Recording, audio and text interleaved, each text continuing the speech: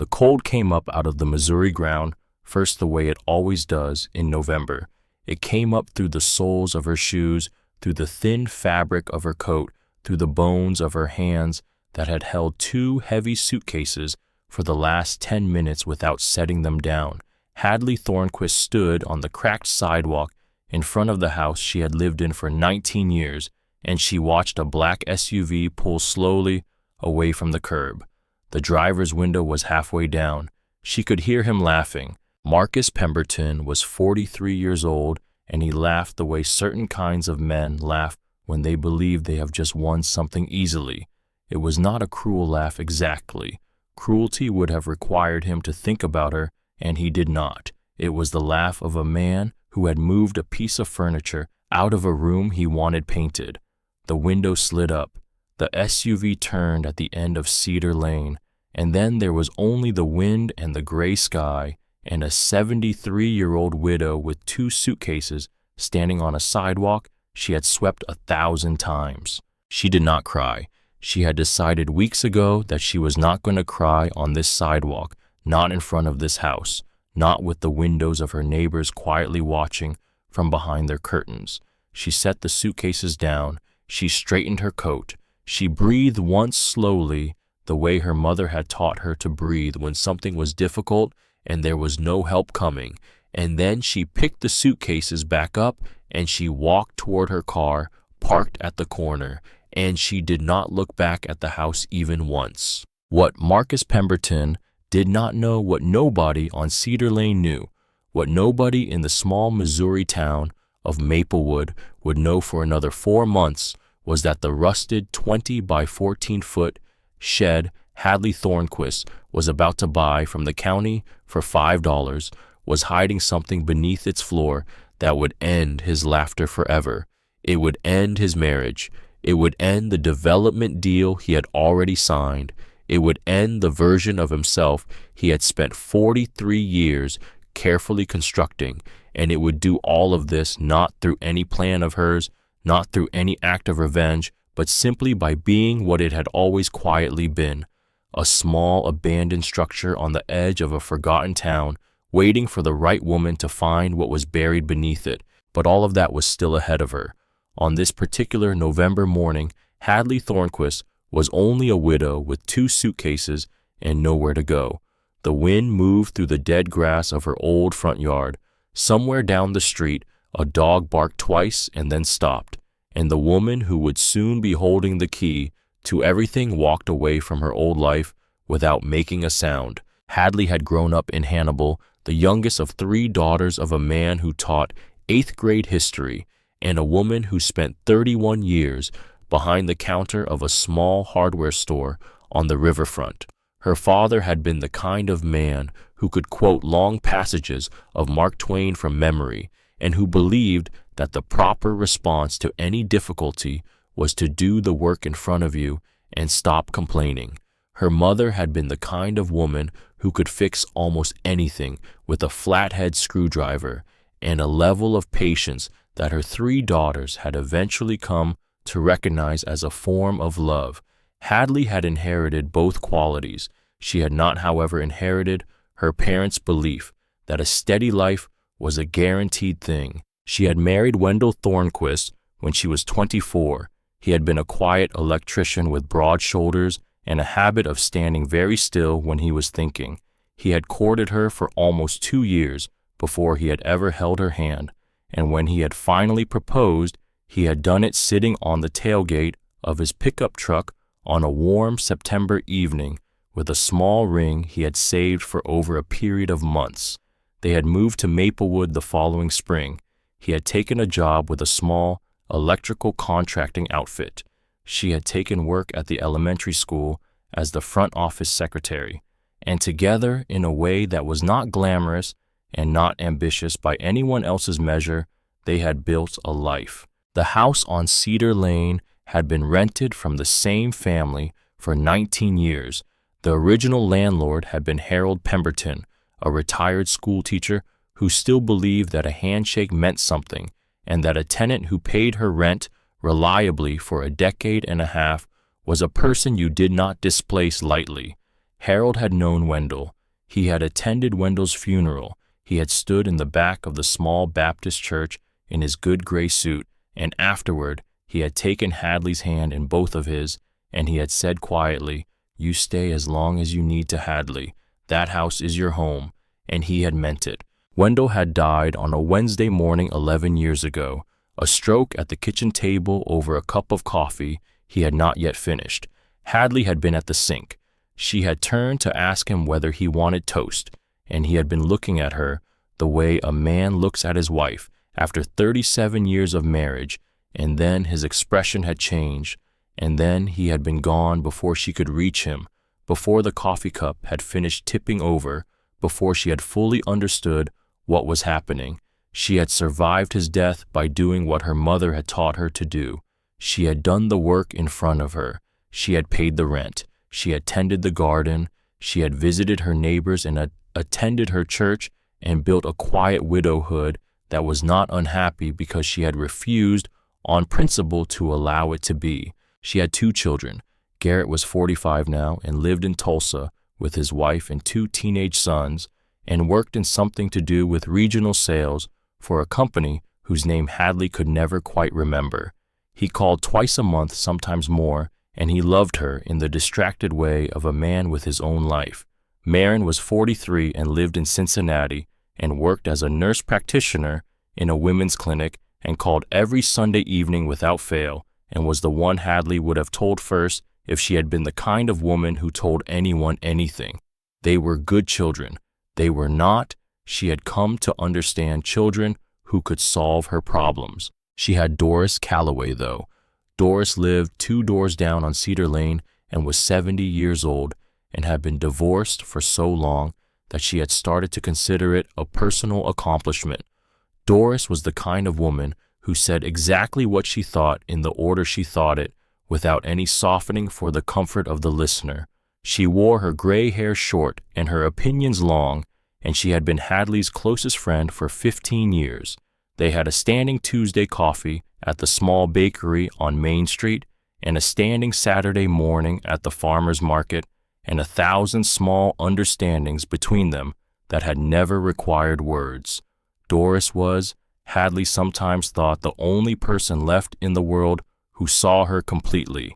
And then in March, Harold Pemberton died. It happened the way these things happen in small towns. A neighbor noticed his newspaper had not been brought in for 2 days. The neighbor called the sheriff's office.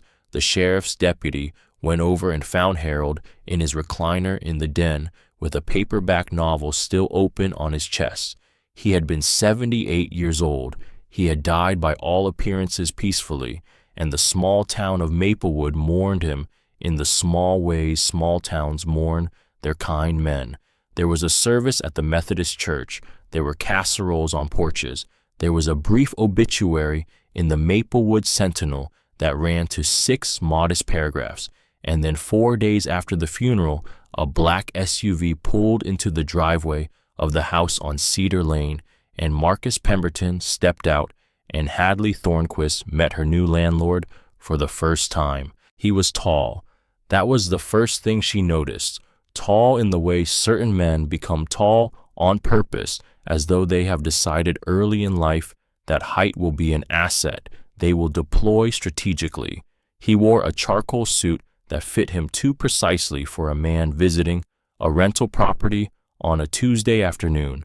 His shoes were polished, his watch was expensive, his handshake was firm and brief, and his eyes moved across the front of the house with the kind of appraisal Hadley had seen used car salesmen use on vehicles they were planning to mark up. He was Harold's nephew. He had inherited 3 rental properties in Maplewood, along with a small commercial building near the highway.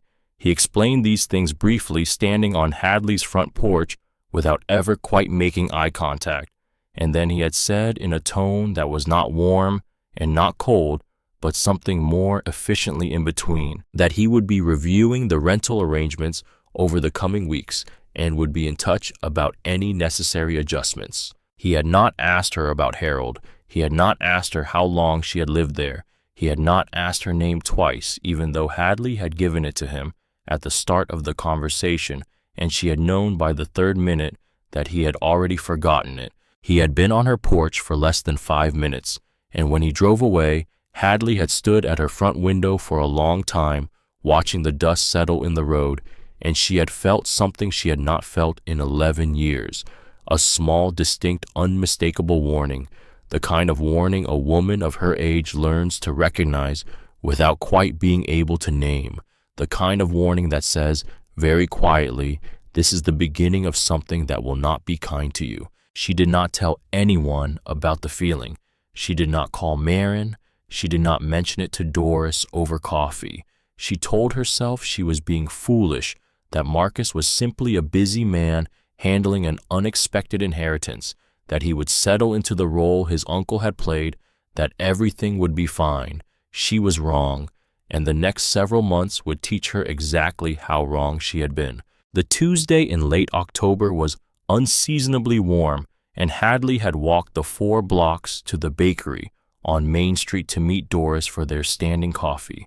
The bakery was a narrow place with a long counter and 6 small tables and a front window that looked out onto the wide brick sidewalk. Hadley had arrived a few minutes early.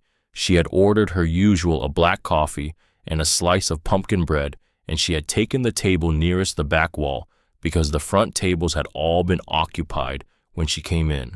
She had been sitting for perhaps 3 minutes when she heard the voice behind her. She did not turn at first. There was no particular reason to. The bakery was always crowded on Tuesday mornings. People were always talking, but the voice had a quality to it, a particular dismissive confidence that made her hand still on her coffee cup before she had consciously identified what she was hearing. And then she heard her own street name, and then she heard her own situation described in a tone that was neither hers nor anyone else's to describe, and she sat very still and she listened. Marcus Pemberton was at the table behind her. He was speaking on his phone. He was not speaking quietly. "The Cedar Lane property," he said. "Yes, the old woman has been there forever, below market rent. My uncle was sentimental. 18 years on the same rate, can you believe that?" He laughed a short, hard laugh. "I'm going to send her the 30-day notice next week. By Christmas, she'll be out and we can start the demolition prep in January." A pause. Hadley did not move. "The development group is in for $340, Marcus continued. $340,000 all cash contingent on a clean lot. They want to build a 4-unit complex. I'm not letting this one slip because some sentimental old widow doesn't want to read the writing on the wall." Another pause. Hadley could hear her own breathing. It was shallow. She forced it slower. "No, I'm not worried about her," Marcus said. "Where's she going to go? She's 70-something. She'll move in with one of her kids. That's what they do. They make a fuss for a week, and then somebody comes and picks them up. It's not my problem." He laughed again. Something in Hadley's chest moved into a position she did not entirely recognize. It was not grief. Grief she knew. This was something colder and more focused. This was the moment a woman realizes that she has been seen by a specific man as nothing, not as a tenant, not as a person, as a problem to be cleared from a lot. The phone call ended. The chair behind her scraped back. Marcus Pemberton walked past her table without looking down, walked out through the front door of the bakery, and was gone before Doris arrived 4 minutes later. Doris took one look at her face and sat down without speaking. They drank their coffee in silence for a while, and then Hadley told her. She told her quietly and completely exactly what she had heard, and Doris listened, and when Hadley had finished, Doris did not offer comfort, because Doris had never been the kind of woman who offered comfort when what was called for was something sharper and more useful. She said, "Hadley, that little weasel just told you what's coming. Now you have time to think." Hadley nodded. "You hear me?" Doris said. "He just gave you the only gift he's ever going to give you. He told you you're not going to be blindsided. I'm going to be evicted," Hadley said. "Yes," Doris said, "and you're going to figure out what to do because you always do. But Hadley, listen to me. That man is not Harold. Whatever you thought you had in that house, It ended the day Harold died. You understand me." Hadley understood her. She finished her coffee. She walked home in the warm October sunlight. She made herself a simple dinner. She sat at her kitchen table in the early evening with the light coming in low through the back window, and she looked at the room she had lived in for 19 years, and she did the thing her father had taught her to do. She did the work in front of her. She made a list of what she had. She made a list of what she would need, and she waited. The envelope appeared in her mailbox on a Tuesday in early November, exactly when Marcus Pemberton had said it would. He had not knocked. He had not rung the bell. He had simply driven up Cedar Lane in the early morning, slid the envelope into the mailbox, and driven away. The envelope was thick. The letter inside was bloodless. 30 days, the standard language, the polite cruelty of legal forms designed to make displacement feel administrative. Hadley sat at her kitchen table with the letter in her hands for a long time. Then she called Garrett. She caught him at lunch in his car outside a sales call somewhere on the north side of Tulsa. He listened to her summary of the situation in the distracted way of a man who was already calculating logistics. He said the right things. He said he was sorry. He said this was outrageous. He said that, of course, she could come and stay with them.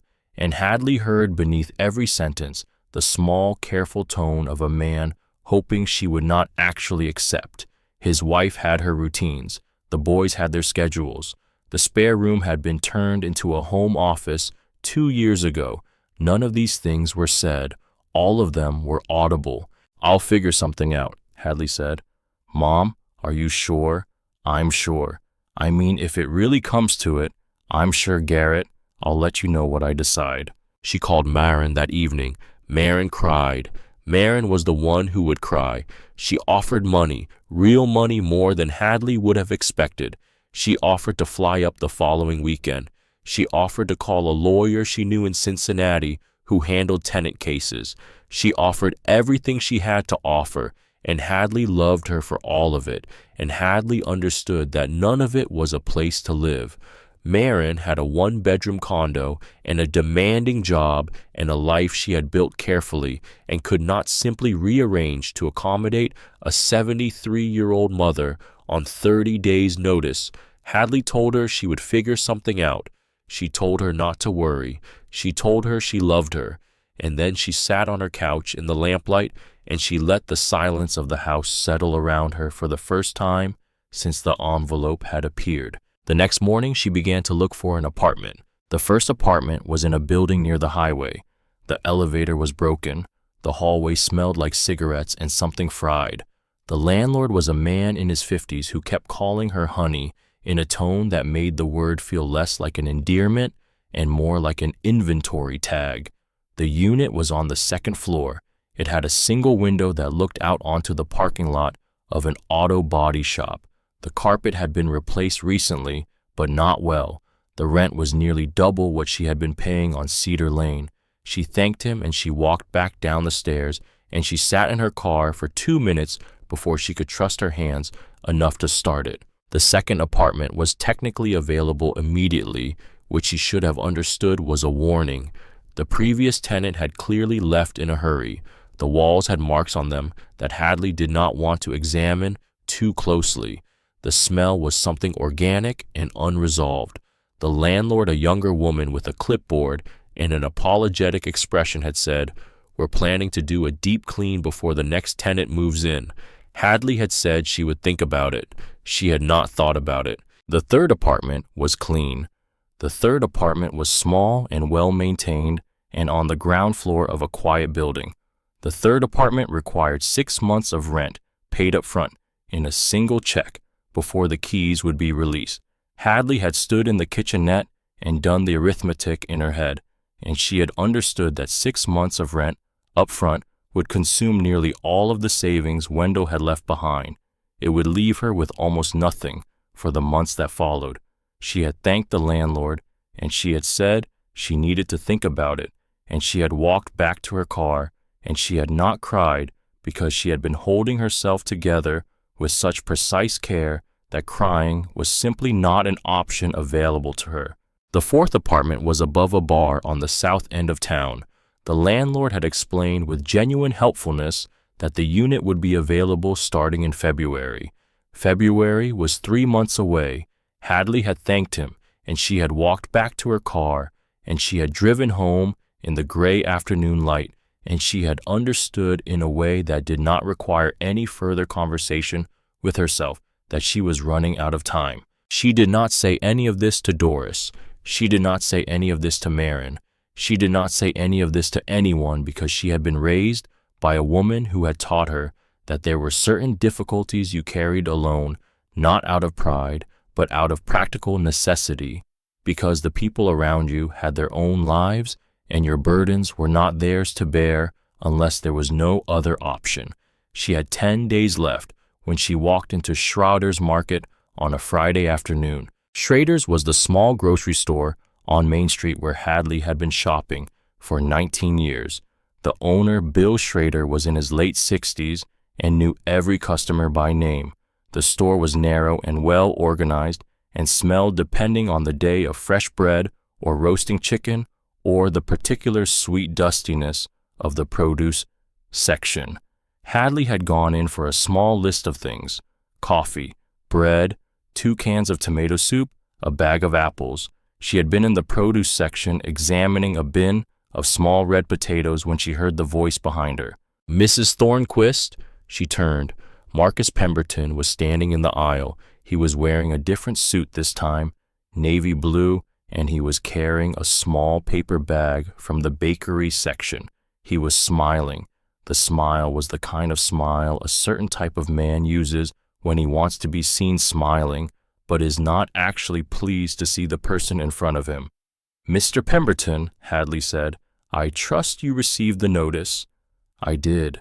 And how's the search going? Finding something suitable?" He said it loudly enough that 2 women in the next aisle glanced over. He said it the way a man says something when he is performing for an audience.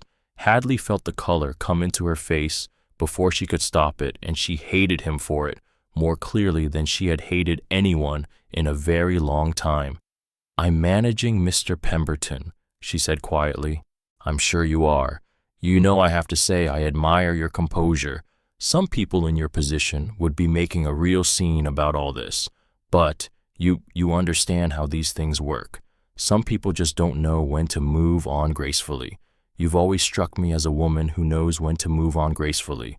He smiled wider. He waited. He wanted her to thank him.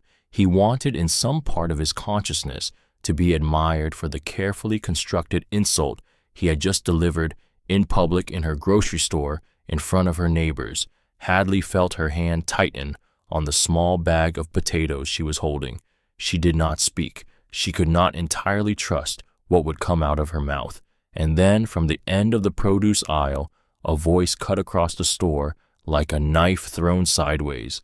"Marcus Pemberton, you piece of pavement!" Doris Calloway was standing at the end of the aisle holding a head of lettuce. She was wearing her old red coat and her good walking shoes.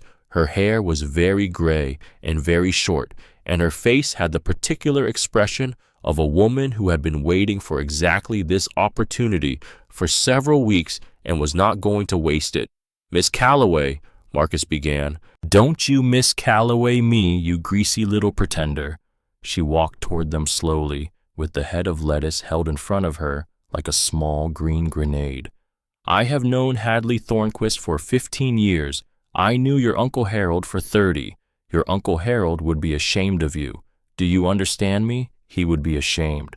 Miss Calloway, I'm afraid I don't see how my private business arrangements are." "Your private business arrangements?" Doris laughed. It was not a kind laugh. Several other shoppers had stopped what they were doing.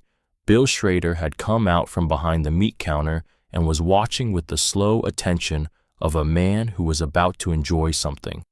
"You're putting a 73-year-old widow out of her home so you can flip a lot for a development deal. There's nothing private about it, Marcus. The whole town knows. The whole town has been watching you since the funeral. And let me tell you something, son. People in this town remember things. They remember who their neighbors were. They remember who showed up at the funeral, they remember who handled their uncle's death with class, and they remember who handled it like a vulture in a suit. Marcus's face had gone a color Hadley had not seen on a person's face before. Not red exactly, something whiter underneath the red. His smile was still on his mouth, but it had stopped meaning anything. "Miss Calloway, I think you should mind your own business. And I think you should mind your manners, Marcus Pemberton, because right now you are humiliating a woman in front of her neighbors in the grocery store she has shopped at for 19 years, and I am not going to stand here and let you do it. Hadley," Doris turned to her, "get your apples. We're paying together. You're coming over for dinner." Hadley looked at Doris. She did not entirely trust herself to speak. Doris's eyes met hers, and Hadley saw something in them she had not expected. Not anger, not pity, something more like recognition. The look one woman gives another when she is saying, without saying it, "I see exactly what is happening to you, and I am not going to let you stand here alone." "Thank you, Doris," Hadley said quietly. They walked to the register together. Bill Schrader rang them up himself. He did not charge Hadley for the apples, though he did it quietly in a way that did not draw attention to itself, the way a certain kind of small-town shopkeeper does small kindnesses for people he has known for a long time. Marcus Pemberton had not followed them. When Hadley looked back at the produce section on her way out, he was gone. She did not cry until she was in Doris's kitchen, sitting at Doris's small round table with a mug of tea in her hands, and even then it was only briefly, and Doris did not say anything about it and did not try to comfort her, and simply sat across from her and waited until Hadley was finished, the way you would wait for weather to pass. "You're going to figure this out," Doris said eventually. "I don't know how." "I know you don't. That's how figuring things out works." Hadley laughed in spite of everything. It was a small laugh, but it was real. "I have 10 days, Doris." "Then you have 10 days. Don't waste any of them feeling small." Hadley nodded. She drank her tea. She went home that evening and she sat at her kitchen table and she made a new list, not of what she had or what she needed, a list of every public office in Maplewood County that she had not yet contacted. There were 6. The next morning, she began at the top of the list. By Thursday afternoon, she had spoken with 5 of them. None had been able to help her. The last was the county assessor's office. That was where she met Pete Hollister. The county assessor's office was on the 3rd floor of the small brick municipal building 2 blocks off Main Street. The elevator was working, which Hadley considered a small mercy. The office itself was a single long room with 3 desks, a wall of filing cabinets, and a front counter that had been polished by elbows for so many decades that the wood was darker in the places where people leaned. The man behind the counter was perhaps 60, with a gray mustache that he had clearly maintained for most of his adult life. His shirt was a faded plaid. His nameplate read, Pete Hollister. Hadley introduced herself. She explained in the bare-bones version she had refined over the past 3 days what she was looking for: temporary housing assistance, emergency shelter referrals, anything the county might offer for an elderly resident facing imminent displacement. Pete listened. He nodded at the right places, and when she was finished, he was quiet for a moment, and then he said, "Mrs. Thornquist, I want to be honest with you because I think you'd rather have honest than hopeful. Please, the emergency housing programs in this county are funded at a level that frankly embarrasses everyone who works here. The wait list for any kind of placement is 6 to 8 months. There's no fast track. There's no exception for seniors. I wish there were. I really do." Hadley nodded. She had expected this. She had still needed to hear it. "Thank you, Mr. Hollister." She gathered her purse. She turned to go. She was already halfway to the door when Pete Hollister said, "Mrs. Thornquist." "Hold on a second." She turned back. He was looking at his computer screen. He was scrolling slowly through something. He was frowning the way a man frowns when he is trying to remember whether something he is half remembering is actually true. "There's a parcel," he said slowly, "out on Briar Road. The county's had it listed for a while. Old storage structure on a quarter-acre lot. Hasn't sold. I don't think anyone's even inquired in 5 or 6 years. How much?" He looked up at her almost apologetically. $5. Technically just to transfer the deed. Taxes were delinquent for so long, the county just wants it off the books. "What's wrong with it?" He paused. She had liked him before this pause. She liked him more after it, because it was the pause of a man who was choosing honesty over encouragement. "It's a shed, Mrs. Thornquist. It's been sitting empty for a long time. The roof is intact last I checked, but I wouldn't represent it to you as anything more than a metal building on a piece of dirt at the end of a gravel road. There's no utilities, there's no driveway to speak of. The lot is overgrown. I'm not going to lie to you. It's not much." Hadley Thornquist had not had her hopes up about anything in 3 weeks. She did not need much. She needed an address. "Could I see it?" Pete wrote down the parcel number and the address and a rough description of how to find the gravel track off Briar Road. He drew her a small map on the back of a county business card. He handed it across the counter. "Mrs. Thornquist," he said quietly, "I hope you find something better than this. But if you go look at it and you decide you want it, you come back and see me. I'll handle the paperwork myself. I'll make sure it's done right. Thank you, Mr. Hollister. It's just Pete." "Thank you, Pete." Briar Road ran east out of Maplewood, past the grain co-op and the old drive-in theater that had been a field of weeds for so long that nobody under 40 remembered what it had been. The November sky was the color of a wool blanket. The wind moved through the dead grass along the shoulder of the road in slow waves. Hadley drove with both hands on the wheel, the small business card, with Pete's map balanced on the dashboard. She passed a barn that was leaning to one side as though it were considering lying down. She passed a stand of bare oak trees. She passed a mailbox that had been knocked over and never put back up. And then the gravel track appeared on her right, marked by a rusted county stake and a no-dumping sign that had clearly been ignored at some point in the recent past. She turned in. The track was rough. The car bottomed out twice on small rises in the gravel. She drove slowly, the lot opening up ahead of her in the gray light, and then the shed came into view. She stopped the car. She did not get out for a moment. She simply looked. It was perhaps 20 feet by 14. It was made of metal siding, and whatever color the metal had originally been was no longer recoverable beneath a deep blanket of rust that had turned the entire exterior a streaked oxidized red-brown.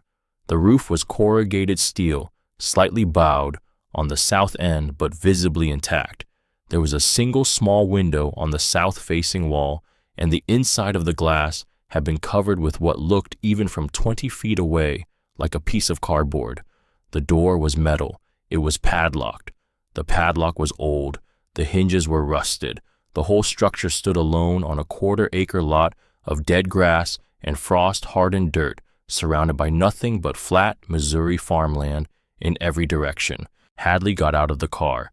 The wind moved her coat against her legs. She walked toward the shed slowly, the gravel crunching under her shoes. She stopped about 10 feet from the door. She looked at it for a long time. It was not a home. It was barely a structure. It was cold and dim and stained and small. It would not be comfortable. It would not be warm. It would not be anything she had ever imagined wanting. But it was hers if she wanted it. It was hers in a way that no apartment in town would ever be hers. It was hers in a way that did not require her to ask permission of any landlord, did not require her to pass a credit check, did not require her to choose between her dignity and her remaining savings. It cost $5. $5. It was on a quarter acre of land in a county where land was the one thing nobody could take from you once you owned it. She thought about Marcus Pemberton in the grocery store. She thought about his smile. She thought about the laugh he had laughed in the bakery on a Tuesday morning when he had described her to someone on a phone as a sentimental old widow who would move in with her kids and not be his problem. She thought about her father, who had taught her to do the work in front of her. She thought about her mother who had taught her that pride was a luxury and survival was a craft. She thought about Wendell, 11 years gone now, who had once told her in their second year of marriage that the trouble with most people was that they waited too long to do what they already knew they were going to do. She took her phone out of her pocket. She called Pete Hollister. "Pete," she said, "I'll take it." There was a pause on the other end. "Mrs. Thornquist, I want to make sure I'm being clear. It's just a storage structure. I don't even know if the floor is solid." "I understand." "You're sure?"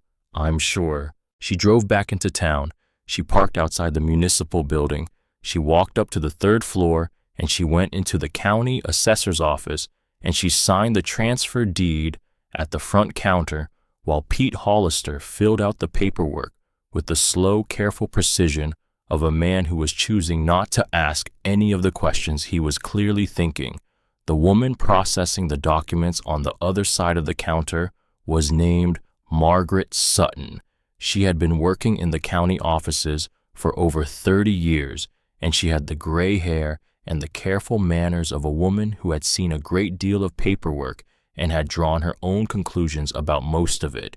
She did not look up as she stamped the deed. She did not say anything as Hadley signed her name in the 3 places marked with small red flags.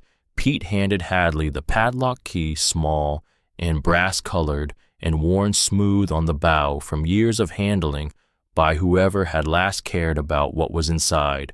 "You're all set, Mrs. Thornquist," Pete said. "I hope you find what you need." Hadley thanked him. She put the key in her purse. She turned to go, and then, very quietly, almost as though it were not meant for her to hear, Margaret Sutton spoke.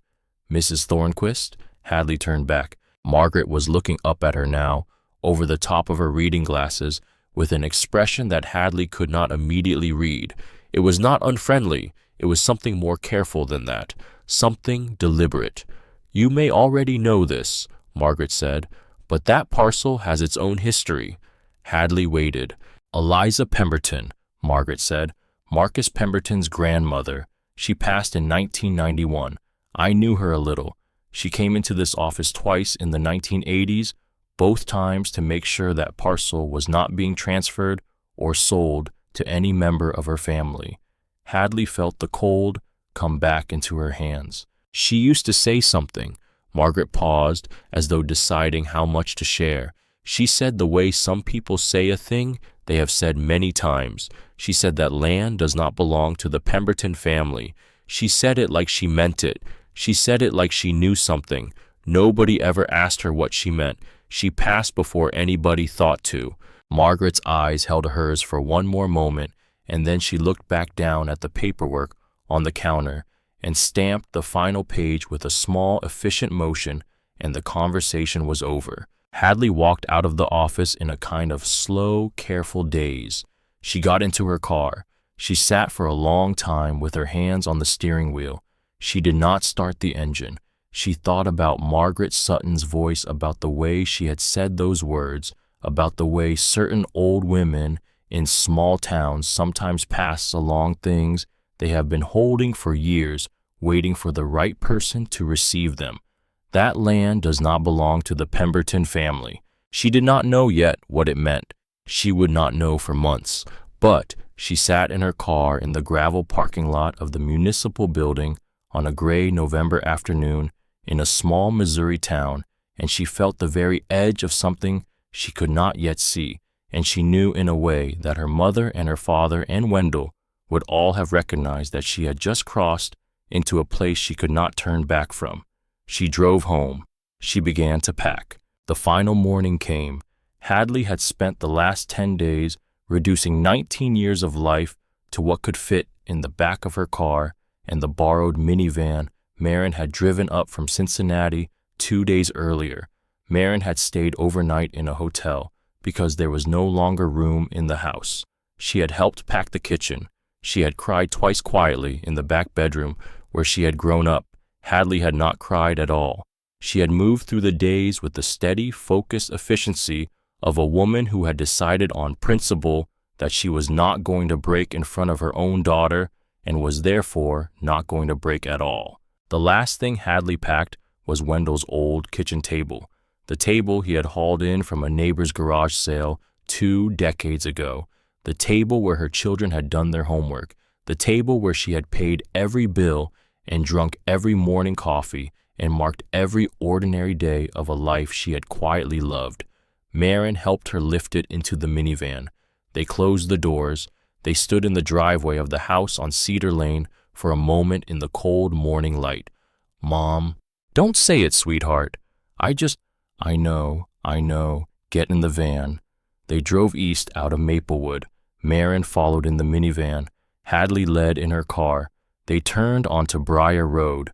They turned down the gravel track, and the rusted shed came into view alone on its quarter-acre in the gray morning light. They unloaded together quietly without ceremony. Marin did not say anything about the shed itself. She had been raised by a woman who did not invite that kind of commentary. They carried the table in. They carried the boxes. They carried the small cot Hadley had bought at the hardware store. They carried Wendell's old toolbox and Hadley's mother's iron skillet and the photograph album from the top of the bedroom closet and the small carved wooden box that had held Hadley's wedding ring for the 11 years since Wendell's funeral. They stacked everything along the eastern wall of the shed. They stood together in the dim interior and looked at it. "Mom," Marin said quietly, "are you going to be okay?" Hadley looked at her daughter, 43 years old, a nurse practitioner, a woman who had built her own life carefully, a woman who was in this moment looking at her mother in the way a daughter looks at a parent when she is trying to memorize her face for reasons she does not entirely want to examine. "I'm going to be okay, Marin. I'll come back next month." "I know you will. Promise me you'll call every day just so I know." "I promise." Marin held her for a long time. She climbed into the minivan. She drove back down the gravel track. The dust rose behind her car and hung in the cold air for several minutes after she was gone. Hadley stood alone on her quarter-acre of dirt. She walked to the door of the shed. She took the small brass key out of her pocket. She held it in her hand for a moment. The padlock was old. The hinges were rusted. The wind moved through the dead grass behind her. The November sky was very gray and very wide, and somewhere far off she could hear the slow drone of a tractor in some other farmer's field. She fitted the key into the padlock. Her hand was shaking very slightly. She steadied it. She turned the key. The padlock released. The door swung outward on hinges that screamed with rust.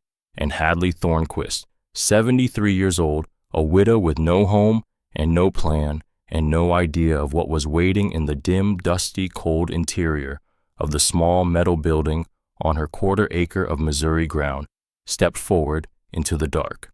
The smell came out to meet her first.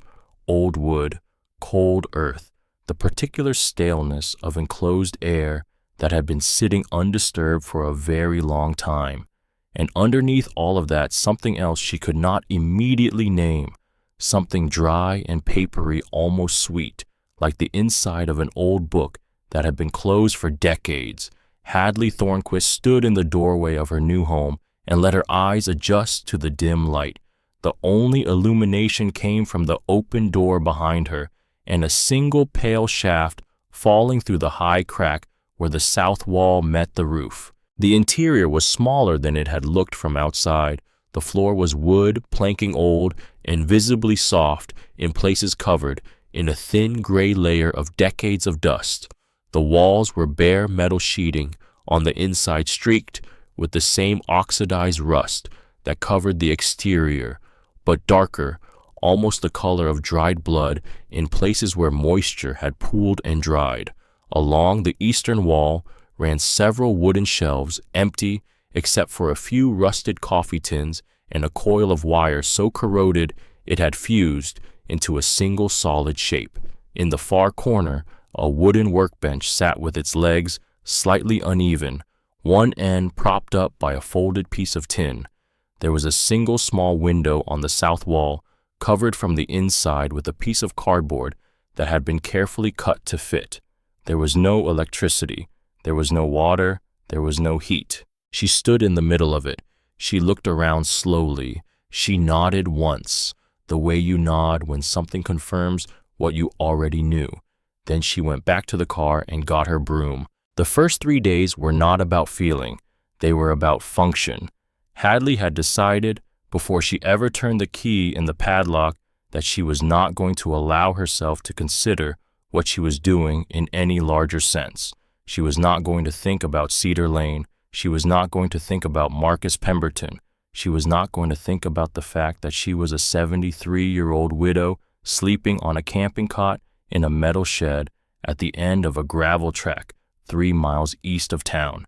She was going to do the work in front of her. That was all. One small task, and then the next small task, and then the next. She swept first. The dust came up in slow gray clouds that hung in the cold air and settled again on every surface, and so she swept again, and then a third time, until the floor was as clean as she could make it, given that it was a floor that had not been cleaned in possibly 40 years. She scrubbed the metal walls with a bucket of water she had hauled in from the gas station 2 miles up the road. She pried the cardboard off the south window and let the pale winter light come through the grimy glass for the first time in who knew how long. She wiped the window down on both sides until it was clear enough to see through, and then she stood at it for a long moment, looking out across her 1/4 acre of dead grass and frost-hardened dirt at the gray Missouri sky, and she thought very briefly that the world looked different from this angle. Not better, not worse, just different, as though she were seeing it from a place she had never stood before. She bought a tube of weatherproof sealant from the small hardware store in Maplewood the next morning, and she climbed a borrowed step ladder, and she patched the gap in the roof line where the wind had been coming through. She set up the small camping cot she had bought at the hardware store, positioned it carefully away from the soft spots in the floor she had identified by walking the planks one at a time and listening for the give. She unpacked the small propane camping stove that Marin had bought for her at the outdoor goods store in Cincinnati and shipped overnight. She arranged her mother's iron skillet on the shelf above the workbench. She put Wendell's old kitchen table against the east wall under the window she had cleaned, and when she stood back and looked at it, she felt something move briefly in her chest that she did not entirely identify. She did not cry. She had already done her crying. What she felt instead was a kind of focused anger that she had learned over the past month to treat as a tool. It was useful. It kept her hands moving. It kept her mind on the next task. She did not waste it. By the evening of the 3rd day, the shed was as clean as she could make it. She heated a can of tomato soup on the camping stove. She ate it standing at the workbench, looking out the window at the lavender light of the November dusk falling across the empty fields. She washed the bowl in a small basin of water. She set it on the shelf. She sat down on the camping cot, and she pulled her coat tightly around her, and she listened to the wind move across the metal roof of her new home, and she did not sleep for a long time, but she did not cry either, and when she finally did sleep, it was a deeper sleep than she had managed in weeks. The 4th day was the day everything changed. She had decided that morning to deal with the floor. There was a section of planking near the workbench that had begun to bow dangerously underfoot, and she had been stepping around it carefully for 3 days, and she had concluded that she could not continue to do so indefinitely. She had bought a small crowbar at the hardware store along with the sealant. She fitted it into the seam between 2 of the worst planks. She leaned her weight into it. The first plank came up easier than she had expected. It was rotted on the underside. She pried it free and set it aside. She fitted the crowbar into the next seam and pulled. The second plank came up too, and then the third. It was on the third plank that she saw it. She sat back on her heels. The cold air moved through the open ceiling. The light from the south window fell at a low angle across what she was looking at, and at first her mind refused to process what her eyes were telling her, because what was beneath the floor was not the bare Missouri earth she had expected to find. It was not a slab of concrete. It was not joists and dirt. It was a seam, a deliberate seam cut in a rectangle approximately 4 feet by 3, with a recessed iron ring set flush into the wood on one side. The seam had been carefully fitted. The iron ring was old but not rusted through. Whoever had built this had built it to last. It was a trapdoor. Hadley sat on the floor of the shed and stared at it for a long moment without moving. She was not an impulsive woman. She had never been an impulsive woman. She thought carefully about things before she did them, and she considered consequences in advance, and she made small, careful decisions one at a time. She thought now about what she was looking at. She thought about the structural integrity of whatever lay beneath. She thought about the possibility of animal habitation, of collapsed ceilings, of decades of decay. She thought about all of these things for perhaps 45 seconds. Then she set the crowbar down. She reached out with her right hand. She took hold of the iron ring, and she pulled. The trapdoor was heavier than it looked. It was swollen slightly with old moisture and resistance, but it was not sealed. It came up slowly with a small dry sound of wood separating from wood, and as it lifted, a wave of that dry, papery smell she had noticed on the first morning rose up from beneath it, stronger now, almost sweet, and she understood suddenly that the smell had not been coming from anywhere in the shed itself. The smell had been coming from below. The smell had been seeping up through the floor for 3 days, and she had been smelling it without ever quite knowing what it was. She set the trapdoor back against the floor. She looked down. Beneath the shed, perhaps 5 feet deep, was a root cellar. The walls were packed earth that had been lined at some point in the distant past with carefully fitted wooden boards. The boards were old, but they were dry, remarkably dry given everything.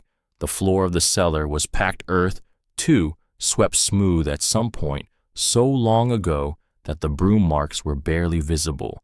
There was a small wooden ladder built into one side, the rungs still solid.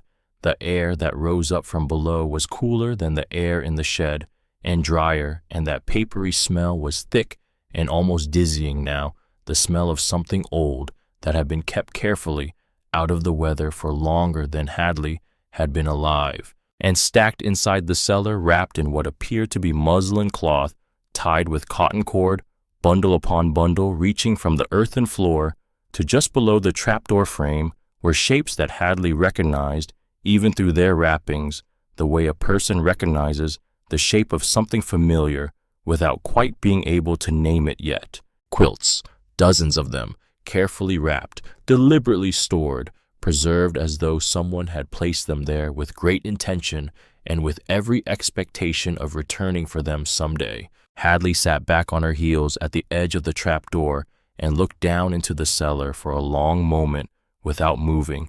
The cold air moved through the open ceiling above her. The light from the south window fell at a low angle across her hands, which she now noticed were trembling very slightly, not from cold, but from something else, something older than fear and quieter than excitement. She breathed once slowly. She steadied her hands. She climbed down the ladder. The cellar was small enough that she could touch both walls with her arms outstretched. The ceiling was low enough that she had to bend slightly to stand. The smell was overwhelming now, almost sacramental, the smell of stored cotton and old cedar shavings and something else she could not name. She reached out. She lifted the nearest bundle. It was heavy, heavier than she had expected. Even through the wrapping, she could feel the density of the stitching, the substance of what was inside. She could feel that this was not an old blanket. This was not a stored sheet. This was something that had been made with weight and intention and care. Whoever had wrapped this had wrapped it the way you wrap something precious. The cord was tied in a careful double knot, the kind of knot a woman ties when she wants something to stay closed for a long time. Hadley carried the bundle up the ladder. She set it on Wendell's kitchen table in the pale winter light from the window. She went back down. She carried up another and another. She carried them up one at a time slowly, without rushing, because she had already understood somewhere in her chest that what she was doing was something more serious than moving objects. She was raising something. She was bringing something up out of the ground. She did not yet know what it was, but she knew in the way her mother and her father and Wendell had all taught her to know things that she was holding something that mattered. She counted them as she stacked them on the workbench and along the floor. 31. She counted twice to be sure. 31 bundles wrapped in muslin that had aged to the color of old cream, tied with cotton cord that had dried and stiffened but had not rotted. The muslin was clean. The cord was intact. Whoever had packed these had packed them properly. Whoever had packed these had wanted them to last. She sat down on the camping cot. She looked at them for a long time. Then she stood up. She went to the nearest bundle. She worked the cord loose with careful fingers, untying the double knot the way a woman might untie a ribbon on something she had been given. She peeled the muslin back layer by layer, and then she spread what was inside across Wendell's kitchen table as far as the space would allow, and she stepped back and she looked at it. It stopped her breath. The quilt was large, perhaps full, bed size, worked in a pattern Hadley recognized distantly from her own mother's quilting circles 40 years ago, a complex medallion design radiating outward from a central octagonal block, pieced from dozens of distinct fabric squares in deep indigo, rust gold, and cream. The stitching was extraordinarily fine, small, and even in a way that spoke of skill, of patience, of a level of commitment that Hadley could not quite hold in her mind all at once. The fabrics themselves had aged, but had not deteriorated. The colors had softened with time, but had not faded into meaninglessness. The whole thing had a presence to it, a density of intention that made the dim metal shed feel briefly like somewhere serious. Hadley had grown up around quilts. Her mother had made them. Her grandmother had made them. She had a basic vocabulary for the craft. She understood, without having to think about it, the difference between something assembled for utility and something made with a different order of care entirely. What was spread on the table in front of her belonged to the second category. It belonged, she thought, slowly watching the pale winter light move across the fine stitching, to a category beyond even that. She reached out. She touched the edge of the medallion quilt with 2 fingers gently, the way she might touch the hand of a sleeping child. The fabric was cool and dense and slightly soft. It felt like it was alive.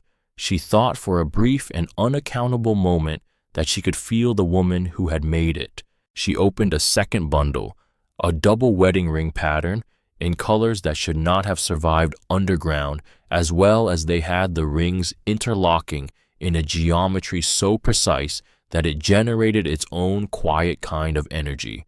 She opened a third, a log cabin pattern executed with a level of mathematical accuracy that Hadley would not have believed possible if she had not been looking at it. She opened a fourth, a cathedral windows pattern, each tiny folded window piece stitched with a kind of precision that would have required a magnifying glass and a level of devotion she could barely imagine. She did not open the rest. She sat down on the camping cot in the middle of the shed, surrounded by spread bundles, and she put her face in her hands. And it was then that she saw it. When she had untied the first bundle, the medallion quilt, something small, had fallen out of the inner folds of the muslin wrapping. She had not noticed it at the time. It had drifted to the floor near her foot and lain there silently while she had been opening the others. It was a small folded piece of paper. No, not paper, something older, something thicker, a small piece of folded parchment, perhaps 2 inches square, browned with age but intact, tied with a single thin strand of the same cotton cord that had bound the bundle. Hadley bent down. She picked it up. She worked the cord loose with shaking hands. She unfolded the parchment carefully, the way you unfold something that might come apart in your fingers. The paper was thin. The ink was faded but still legible. The handwriting was a woman's handwriting, small and careful, and even the kind of handwriting that comes from a person who has been taught to make her letters properly and who has practiced the discipline of writing for a very long time. The message was a single sentence, then an initial, then a year, for the woman who needs them when her time comes. BH, 1889. Hadley sat down on the floor of the shed. She did not understand what was happening to her body for the first several seconds. Her breathing had gone shallow. Her hands had gone cold. There was a sound in her ears that was not a sound, but a kind of pressure, the way a room sometimes seems to compress around you when something larger than you have words for has just walked into it. She held the small piece of parchment in her hand. She read the sentence again, and then a third time slowly, the way you read something you cannot quite believe is in front of you. For the woman who needs them when her time comes. She had not cried during the eviction. She had not cried when Garrett had offered the spare room in the tone of a man bracing for impact. She had not cried when Marcus Pemberton had humiliated her in the grocery store. She had not cried when Marin had driven away that morning in the borrowed minivan. She had been holding it all back with a kind of focused, mechanical discipline for almost 2 full months. She cried now. She cried sitting on the dirty floor of a rusted metal shed on a 1/4 acre of Missouri ground in the pale gray light of a November afternoon, holding a small piece of parchment in her hands that had been written and folded and tied and placed beneath a wooden floor by a woman whose initials she did not know, whose face she had never seen, whose voice she would never hear, but who had reached across 130 years of silence and had said, with a kind of impossible quiet precision, "I see you. I made these for you. I was waiting for you to come." She cried for a long time. She did not try to stop herself. She let it happen the way you let weather happen, because there was nothing else to do, because the thing that had built up in her over the long, terrible weeks of the autumn had finally found a crack large enough to come out through. She cried for Wendell, who had been gone for 11 years. She cried for the house on Cedar Lane that she would never see again. She cried for the woman with the initials B.H., who had folded this small piece of parchment in 1889 and had clearly believed that someone would find it. She cried for the version of herself that had sat at her kitchen table in early November and read a 30-day notice and had not known yet that she was about to be saved by a woman who had been dead for over a century. When she was finished, she wiped her face with the sleeve of her coat. She stood up slowly. Her knees were stiff. The light through the window had moved. The afternoon was failing. She walked back to Wendell's kitchen table. She stood in front of the spread medallion quilt and the unwrapped wedding ring and the unwrapped log cabin and the unwrapped cathedral windows. She looked at them in the failing light, and she said aloud to no one and to everyone in a voice that surprised her with its steadiness, "Thank you." Then she went to her purse and she found her phone and she dialed the number she had written down 4 months earlier on a small index card that she kept in her wallet against exactly this kind of moment. She did not entirely know why she was calling this woman first. She only knew that there was no one else she trusted to understand what she was looking at. Cecile Marchetti was a research librarian at the county library 40 minutes east of Maplewood. Hadley had met her exactly once briefly, the previous summer, when Hadley had driven over to use the larger reference collection for a piece of family history she had been trying to verify for Marin. Cecile had been the kind of woman who treated a research question the way a good carpenter treats a difficult cut, with attention, with precision, without any condescension toward the person asking. She had been perhaps 55, with reading glasses on a beaded chain around her neck, and she had given Hadley her direct office number on a small card and had said in the quiet voice of a woman who meant what she said that if Hadley ever needed help with anything else, she should call. Hadley had not called her in 5 months. She called her now. Cecile picked up on the second ring.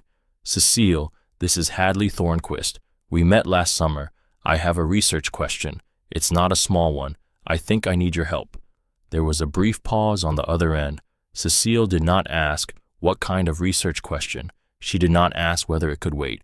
She did not say any of the things Hadley had been bracing for. She said, "Tell me what you found, Hadley." Hadley told her. She told her plainly and completely, sitting on Wendell's old kitchen table with the medallion quilt spread out in front of her in the failing light. She told her about the shed and the trapdoor and the bundles and the parchment. She read her the sentence on the parchment word for word. Cecile was quiet for several seconds when she had finished. "I'm going to need to see what you have," Cecile said. "I'm going to bring a friend of mine. Her name is Dr. Patricia Holloway. She's a textile historian at the State University. She has spent 30 years of her professional life studying exactly this kind of work. I'm not going to tell you what I think you have until she sees it. I don't want to be wrong. But Hadley, I want you to do something for me. Do not show what you found to anyone else. Do not call any auction houses. Do not put anything online. Do not let anyone into that shed who is not me or Patricia. Do you understand me?" "I understand. We will be there Saturday morning." The phone went quiet. Hadley sat on the kitchen table in the failing light. She looked at the medallion quilt. She looked at the parchment in her hand. She looked at the cold gray shaft of light falling through the south window onto the wooden floor of her impossible new home. She did not move for a long time. Doris arrived 2 hours later.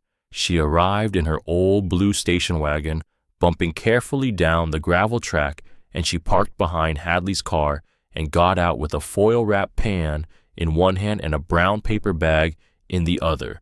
She walked up to the shed. She stopped at the open door. She looked inside. She looked at the spread quilts on the table and the floor and the workbench. She looked at Hadley standing in the middle of it. She did not say anything for a moment. Then she said, "I brought cornbread, and I brought a bottle of red wine that is probably better than what either of us drinks normally, because today felt like a day for it." Hadley laughed. It was a small, wet laugh. It was real. Doris stepped inside. She set the pan and the bag down on the workbench. She walked over to the table. She did not touch the medallion quilt. She just looked at it. She looked at it for a long time, and then she turned to Hadley, and her eyes were very bright and her voice was very quiet. "Hadley, what in the name of God have you found here?" "I don't know yet." "Whatever you found, Hadley, whatever this is, you hold on to it. You hold on to it with both hands. You do not let go of any of it. You hear me, I hear you." They sat together in the shed for a long time that evening. They ate cornbread and drank red wine out of paper cups by the light of a single battery lantern. They did not talk much. They did not need to. Doris kept looking at the quilts on the table, the way a person looks at something that should not exist. Hadley kept looking at the small folded parchment that she had set carefully on the workbench beside her plate. And outside, the November wind moved through the dead grass of the lot, and the stars came out over the empty Missouri fields, and a 73-year-old widow and her 70-year-old best friend sat in a rusted metal shed at the end of a gravel track, and the whole world somewhere far away was about to start changing in ways neither of them had yet imagined. Cecile Marchetti and Dr. Patricia Holloway arrived together on Saturday morning at 9.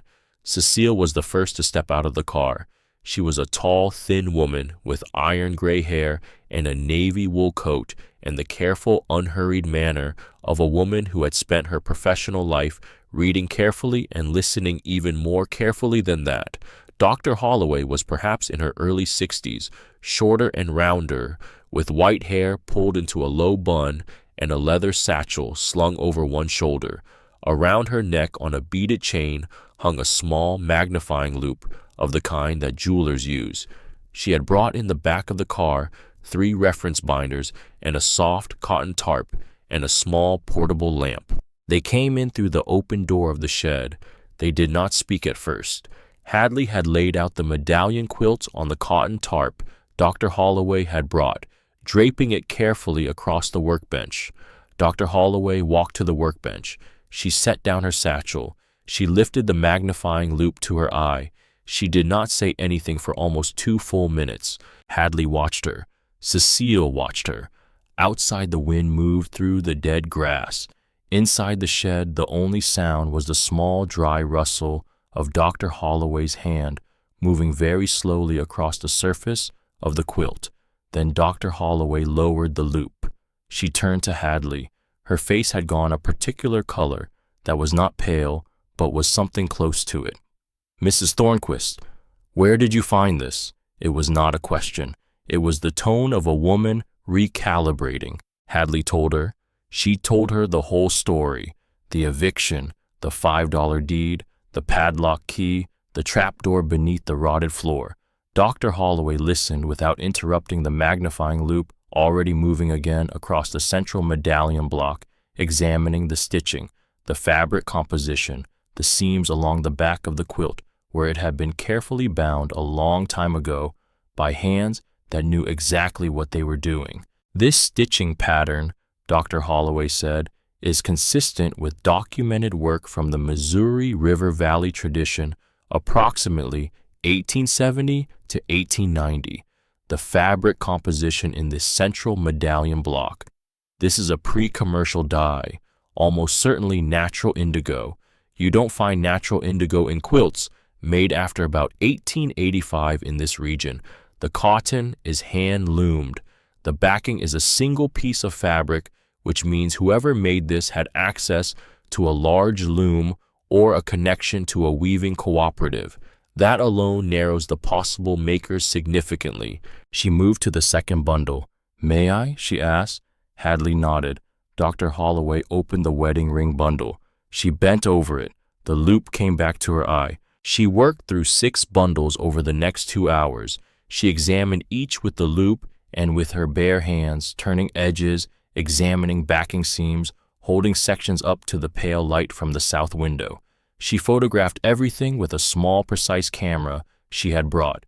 She made notes in a small leather journal. She did not say much while she worked, and Hadley, who had learned over a long life when to let silence function, did not fill it. Cecile sat in the camping chair against the wall and watched her work with the careful attention of a woman who was witnessing something she had not expected to witness in her lifetime. When Dr. Holloway was finished, she set the loupe down on the workbench. She turned to Hadley. She removed her glasses, polished them slowly with a small cloth from her pocket, and put them back on. "Mrs. Thornquist," she said, "I cannot give you a formal appraisal today. That requires documentation, provenance, research, and a certified process I can refer you to. But I can tell you what I believe I am looking at, and I am going to tell you, because I think you have a right to know before I leave this building." Hadley waited.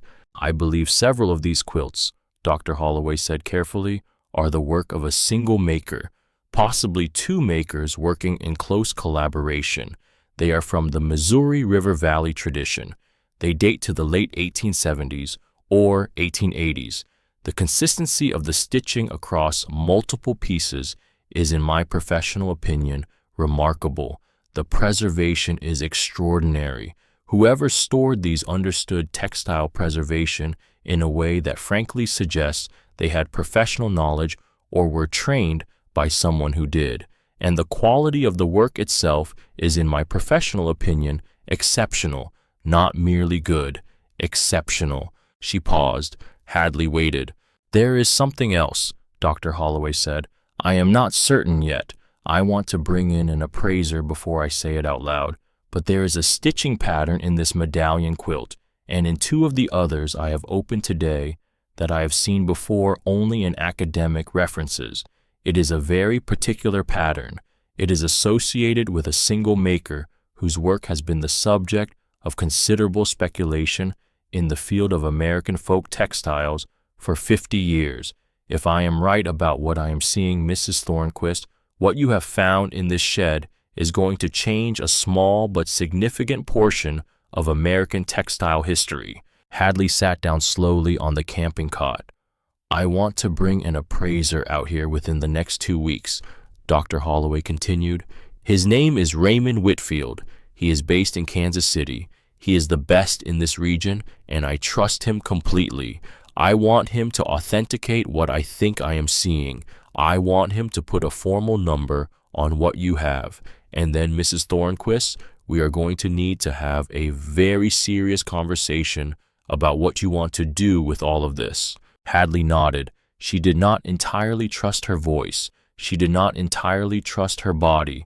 She sat on the camping cot in the pale winter light of her new home, and she looked at the quilts spread across the table and the workbench and the floor, and she thought about the small piece of parchment that was now folded carefully in the breast pocket of her coat, and she thought with a kind of slow rising clarity that the woman who had written that note in 1889 had perhaps known something, had perhaps known that on a cold, gray Saturday morning, 136 years later, 3 women would stand in a rusted metal shed and look at her life's work, and they would understand for perhaps the first time in over a century what she had made and why she had made it and who she had made it for. Dr. Holloway and Cecile left in the late afternoon.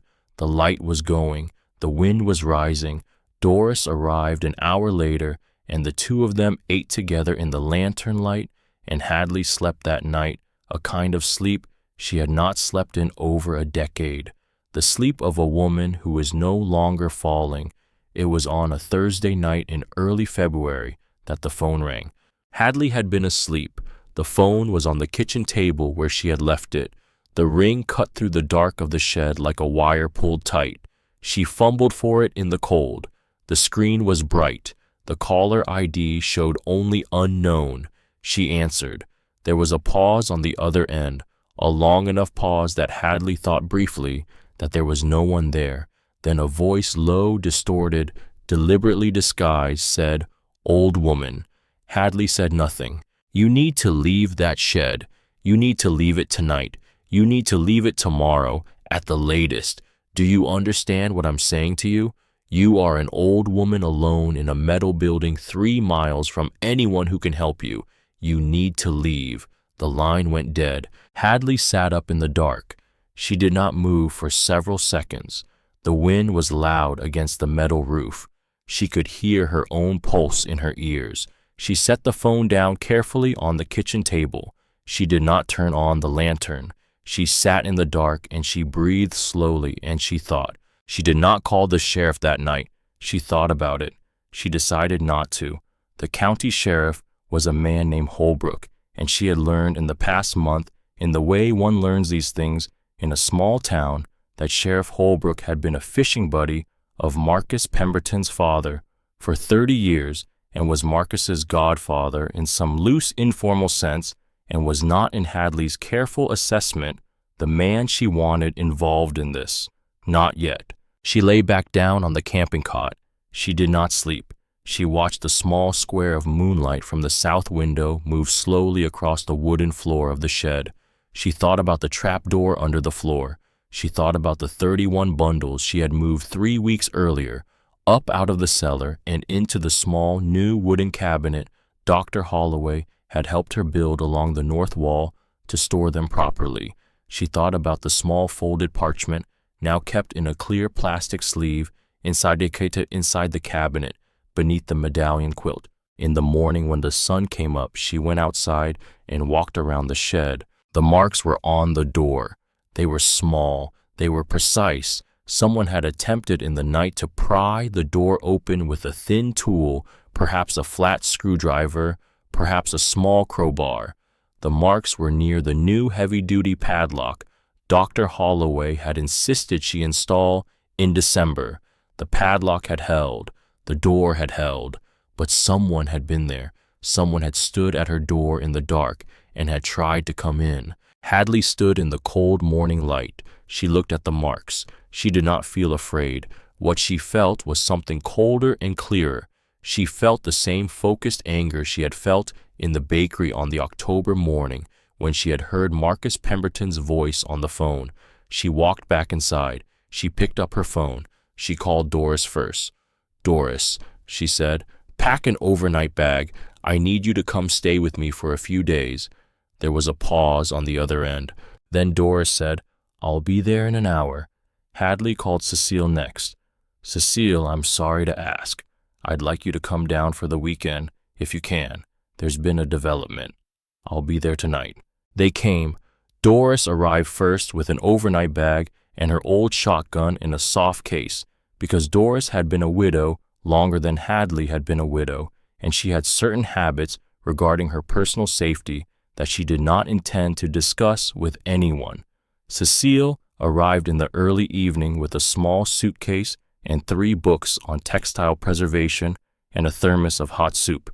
They set up Cecile's air mattress on the floor near the workbench. Doris took the camping cot. Hadley insisted on sleeping in her own bed, which was now a small, proper twin mattress on a low metal frame that she had bought in January against the east wall. That night, the 3 women sat together at Wendell's old kitchen table by the light of the camping lantern. They ate Cecile's soup with the cornbread Doris had brought. They drank coffee.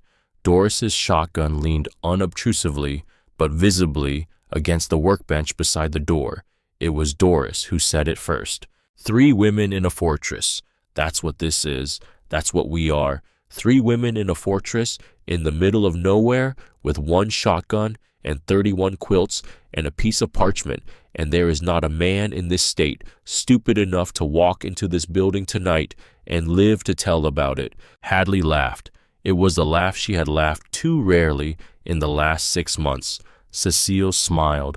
Outside, the wind moved across the metal roof, and the February stars were very bright above the empty Missouri fields, and 3 women in a rusted shed at the end of a gravel track sat together over a kitchen table that had survived 19 years on Cedar Lane and had now found its second life in a place none of them had imagined. Sheriff Holbrook came out the next morning. He came because Cecile had insisted on filing a report, and he came reluctantly in his cruiser with its mud-spattered fender, and he stood on the gravel track with his hat in his hand, and he looked at the marks on the door, and he said the things he was required by his office to say, but he said them in the tone of a man going through motions. He said he would look into it. He said it was probably kids. He said Hadley should consider, given her circumstances, whether a remote rural property was really the right place for a woman her age. Cecile did not let that one pass. "Sheriff," Cecile said, "do you have any reason to believe this was children?" "Well, no, ma'am, I'm just speculating." "Then I would appreciate it if you would not speculate. I would appreciate it if you would take the report and treat this as the attempted breaking and entering that it appears to be. Mrs. Thornquist is a legal property owner. She has every right to expect a serious investigation." The sheriff looked at Cecile for a long moment. He looked at Doris, who was standing in the doorway of the shed with her arms crossed. He looked at Hadley, who was standing on the gravel path with her coat pulled around her. He nodded once.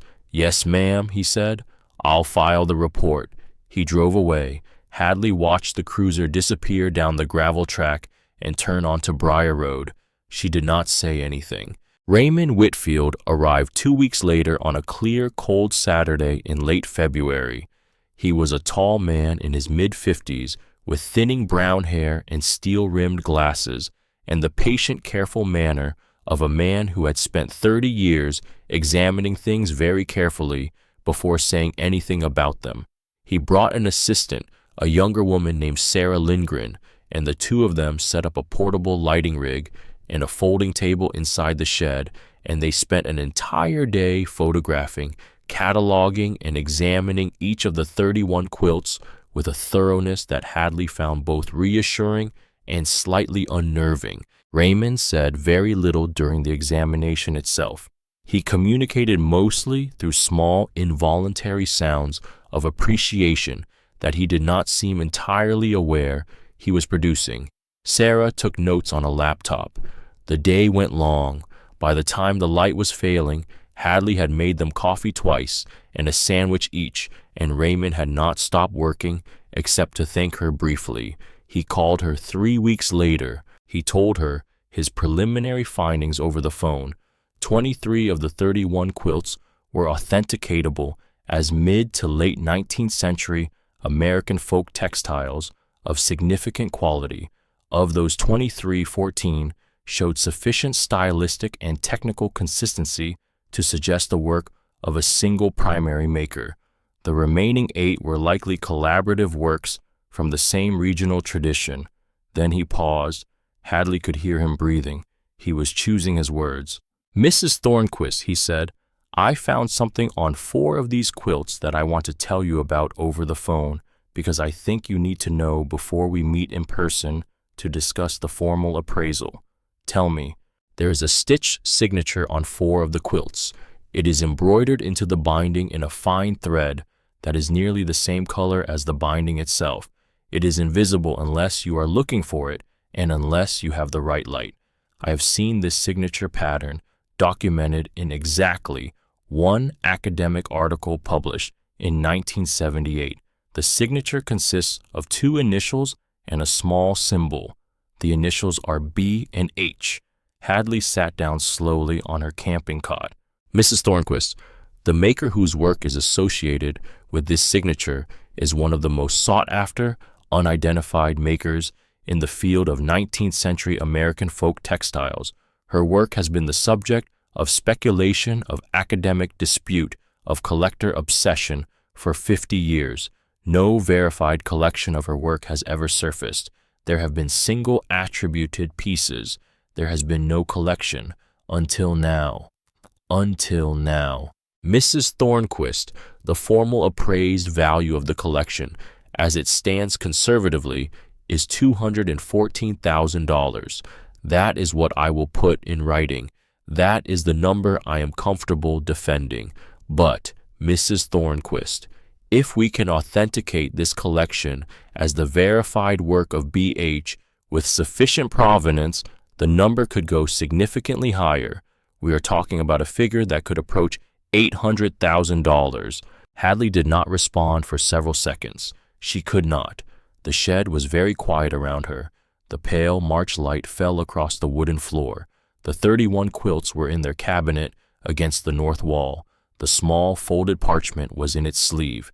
She thanked Raymond. She hung up the phone. She walked over to the cabinet. She opened the doors. She looked at the quilts. She thought about a woman with the initials B.H. who had folded a piece of parchment in 1889 and had said in the only way she could that someone was coming. Hadley thought for the first time in any clear way that perhaps she had been the someone. The next 2 weeks brought their own small wars. Marcus Pemberton, who Hadley had not seen since the grocery store, sent a lawyer. The lawyer was a woman named Patricia Bristol from a firm 2 counties over. The letter she sent was 3 pages of dense legal language raising what the firm characterized as significant questions regarding the disposition of personal property discovered on real property recently transferred by the county for nominal consideration. The letter suggested that there might be grounds for a claim. It suggested in carefully constructed legalese that a partnership arrangement of some kind might be appropriate. Hadley took the letter to Cecile. Cecile took it to a friend of hers, an actual lawyer in Jefferson City, who read it carefully and then laughed for several seconds and then wrote a 1-page response that informed Patricia Bristol's firm that Mrs. Thornquist's title was clean, that her claim to the contents of her property was unambiguous, and that any further correspondence from Mr. Pemberton or his representatives would be treated as harassment. The letter was sent. The harassment stopped. And then 4 days after Cecile's lawyer's letter went out, the phone call came. It was a man named Edward Trask who claimed to be a private collector based in Chicago who had heard through channels he did not specify that Hadley was in possession of a significant collection of 19th century textiles. He offered on the phone $90,000 cash for the entire collection. He could be at her property the next morning with a certified check. He would pay her in person. He would take the collection that day. Hadley listened. She told him she would call him back. She called Doris. Doris drove out within the hour. They sat at Wendell's old kitchen table. Hadley described the phone call. Doris listened. Doris did not say anything for a moment. Then she said, "Hadley, listen to me. That man is a fraud. I have seen this happen twice with antique dealers around here over the years. He's lowballing you because he's heard about the discovery, and he's hoping you don't know what you have. The cash on hand is the giveaway. No real collector flies into a small town with a certified check for a six-figure transaction without sending an authenticator first. He's a scavenger. He knows you've been alone out here. He knows you've been threatened. He thinks you'll take 90,000 and run." Hadley nodded. "What do I do?" "You call him back. You tell him the collection is not for sale at this time. You tell him in those words, and you do not negotiate and you do not explain. And then you hang up." Hadley did exactly that. Edward Trask was silent on the other end for several seconds after she had finished. Then he said in a tone that was no longer warm, "Mrs. Thornquist, you may not get another offer like this." And Hadley said very calmly, "I think I may, Mr. Trask. Goodbye." And she hung up. That evening, the three of them sat together in the shed again. Doris had brought another bottle of wine. Cecile had driven down for the weekend. The 31 quilts were spread across every available surface, taken out of the cabinet for Cecile to photograph for the documentation file Dr. Holloway was building. The lantern was burning low. The wind was quiet. The Missouri stars were out. Hadley sat at Wendell's kitchen table with her coffee in her hands. She looked at the medallion quilt spread on the table in front of her, the deep indigo and gold catching the lantern light. She looked at Cecile across the table, her gray hair pulled back, her glasses slightly fogged from the steam off her own coffee cup. She looked at Doris in the camping chair near the door, her shotgun still leaned beside her, her face soft with wine and lantern light. Hadley said very quietly, "She waited 130 years. Cecile looked at her. "They are not going to take her again," Hadley said. "Not in my house, not on my watch, not while there is breath in any of the three of us. They are not going to take her." Doris reached across the kitchen table. She put her hand on Hadley's hand. "No," Doris said, "they are not." The lantern burned low. The wind was quiet. And outside on the cold, dark fields of central Missouri, the stars wheeled slowly above three women in a rusted metal shed who did not yet know what was coming, but who were no longer alone in any way that mattered. The formal appraisal arrived in a sealed envelope on a Tuesday in mid-March. Raymond Whitfield had driven it down himself from Kansas City, which was something he did not do for clients ordinarily, but he had driven it down for Hadley because he had begun over the course of his work with her to treat the entire matter as something that required a certain kind of personal respect. He sat at Wendell's old kitchen table in the shed with his coffee, and he opened the envelope and he laid the bound document in front of her, and he turned it so she could read it. The conservative figure was $214,000. The provisional figure contingent on verified attribution to the maker known in the academic literature as B.H. was just under $800,000. Raymond had attached a separate document of 9 pages outlining the documentation pathway that would be required to move from the conservative figure to the provisional one. Hadley read it slowly. She read it twice. She set it down. She looked at Raymond across the table. She thanked him quietly in the careful, even tone of a woman who had decided before she ever opened the envelope that she was not going to let any sum of money rearrange her in front of another person. He had said gently, "Mrs. Thornquist, do you understand what this means?" And she had said, "I understand exactly what this means, Mr. Whitfield. Thank you for driving down." He had left an hour later. Hadley had sat alone at the kitchen table for a long time after he was gone. The afternoon sun had moved slowly across the wooden floor. The quilts were in the cabinet. The parchment was in its sleeve. The wind moved gently against the metal walls of the shed she now owned outright on a quarter-acre of Missouri ground that no one could take from her. She did not call Garrett. She did not call Marin. She did not call Doris. She sat with it alone for several hours, the way she had been taught by her mother and her father to sit with large things before she began to act on them. And when the light had failed completely, she got up and she heated a can of soup, and she ate it standing at the workbench in the lamplight, and she thought about the next 4 months very carefully, the way her father had once taught her to think about a difficult crossing in a difficult season. She did not know yet that the story was about to leave Maplewood entirely. She did not know yet that a woman she had never met was about to write a single newspaper article that would put her face on a screen in front of 17 million strangers in less than a week. She did not know yet that the truth about Briar Road, the truth that Margaret Sutton had quietly hinted at in November in the county assessor's office, was about to come up out of the records the way the quilts had come up out of the floor. She only knew that the next thing she had to do was eat her soup and clean her bowl and go to bed and trust that whatever was coming would arrive in its own time and would find her ready. Glenda Brennan was a feature writer for a regional weekly out of Jefferson City. She was 50 years old, divorced mother of one grown son, and she had been writing human interest features for the same publication for 19 years.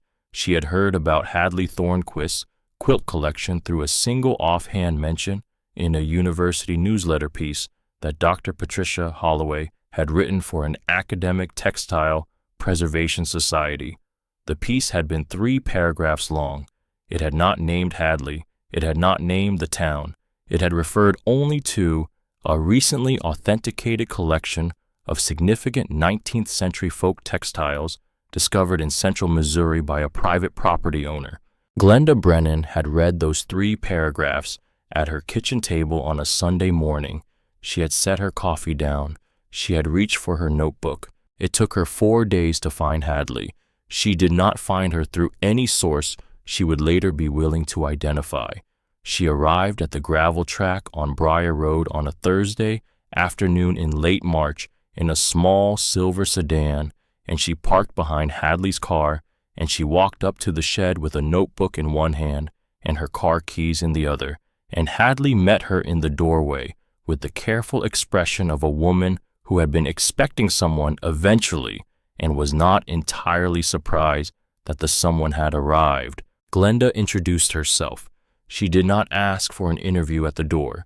She said instead that she wanted to understand what had happened here and that she would happily wait outside while Hadley decided whether she wanted to talk to her at all. Hadley looked at her for a long moment. She invited her in. They sat together at Wendell's kitchen table for almost 4 hours.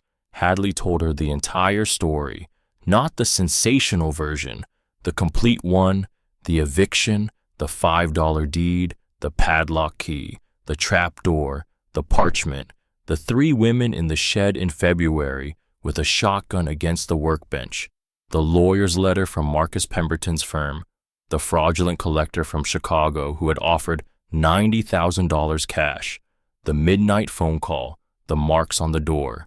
Glenda listened. She took careful notes. She did not interrupt. She did not lead. She let Hadley speak the way a good writer lets a person speak when the person has been waiting without knowing they had been waiting for someone to listen properly.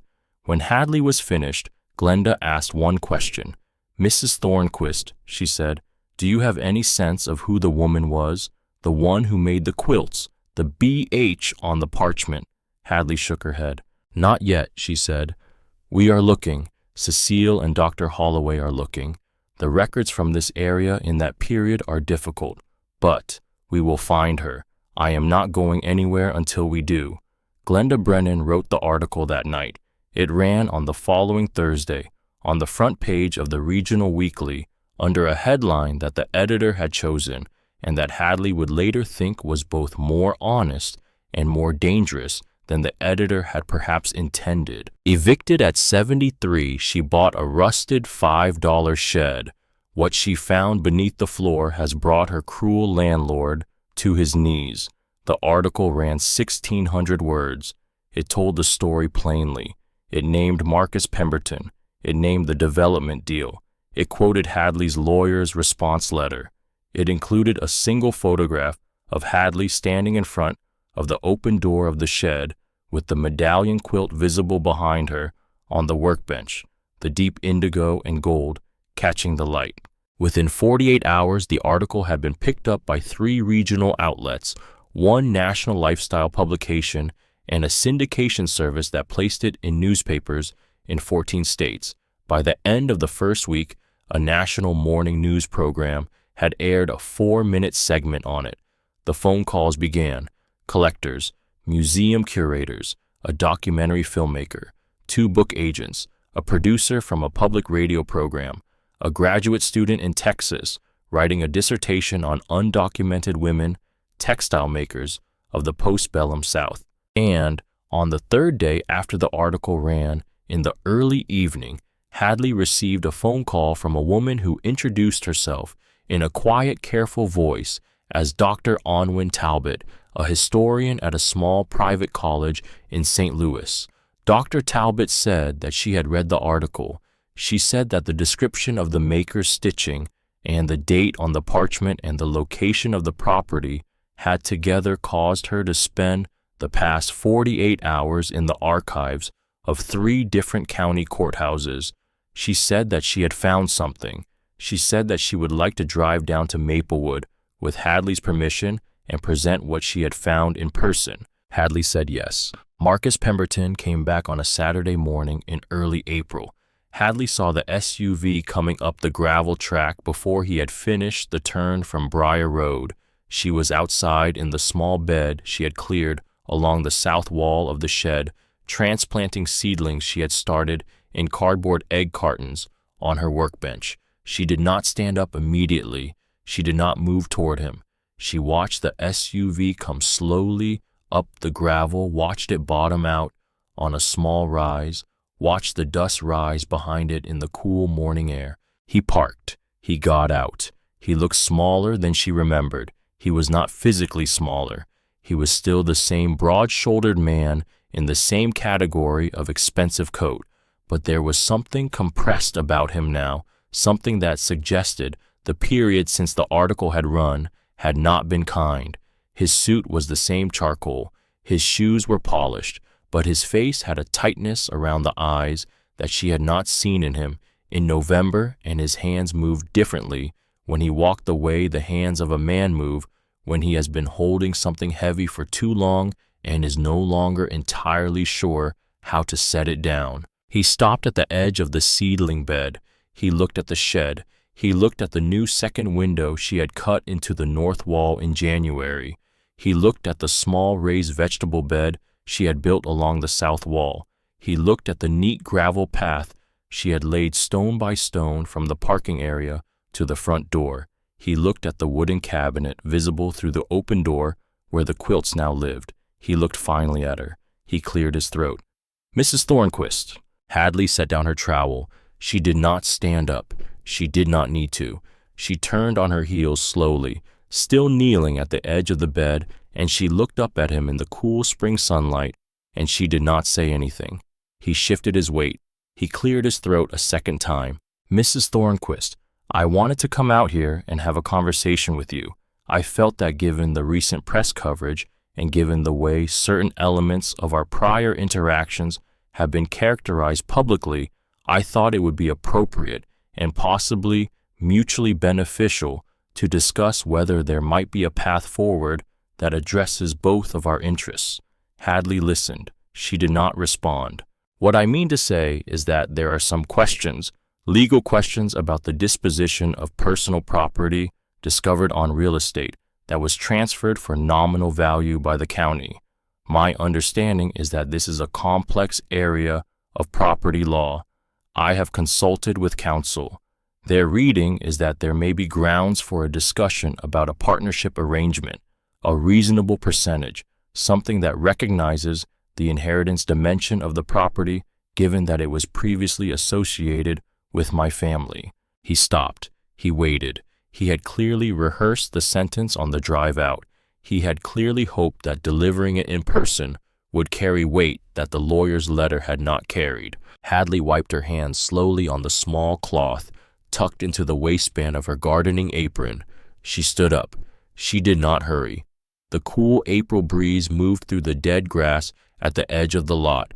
She looked at him for a long moment, and then she said in the same calm, even voice she had used on the phone to Edward Trask, the same voice her mother had used on the day in 1962 when she had told her husband that the hardware store would survive the recession because they were going to make it survive, the same voice that women in her family had used in difficult moments for 4 generations. Mr. Pemberton? Yes. You said something on a phone call in October. You were sitting at a table in Vincent's Bakery on Main Street. You were 2 tables behind me. You did not know I was there.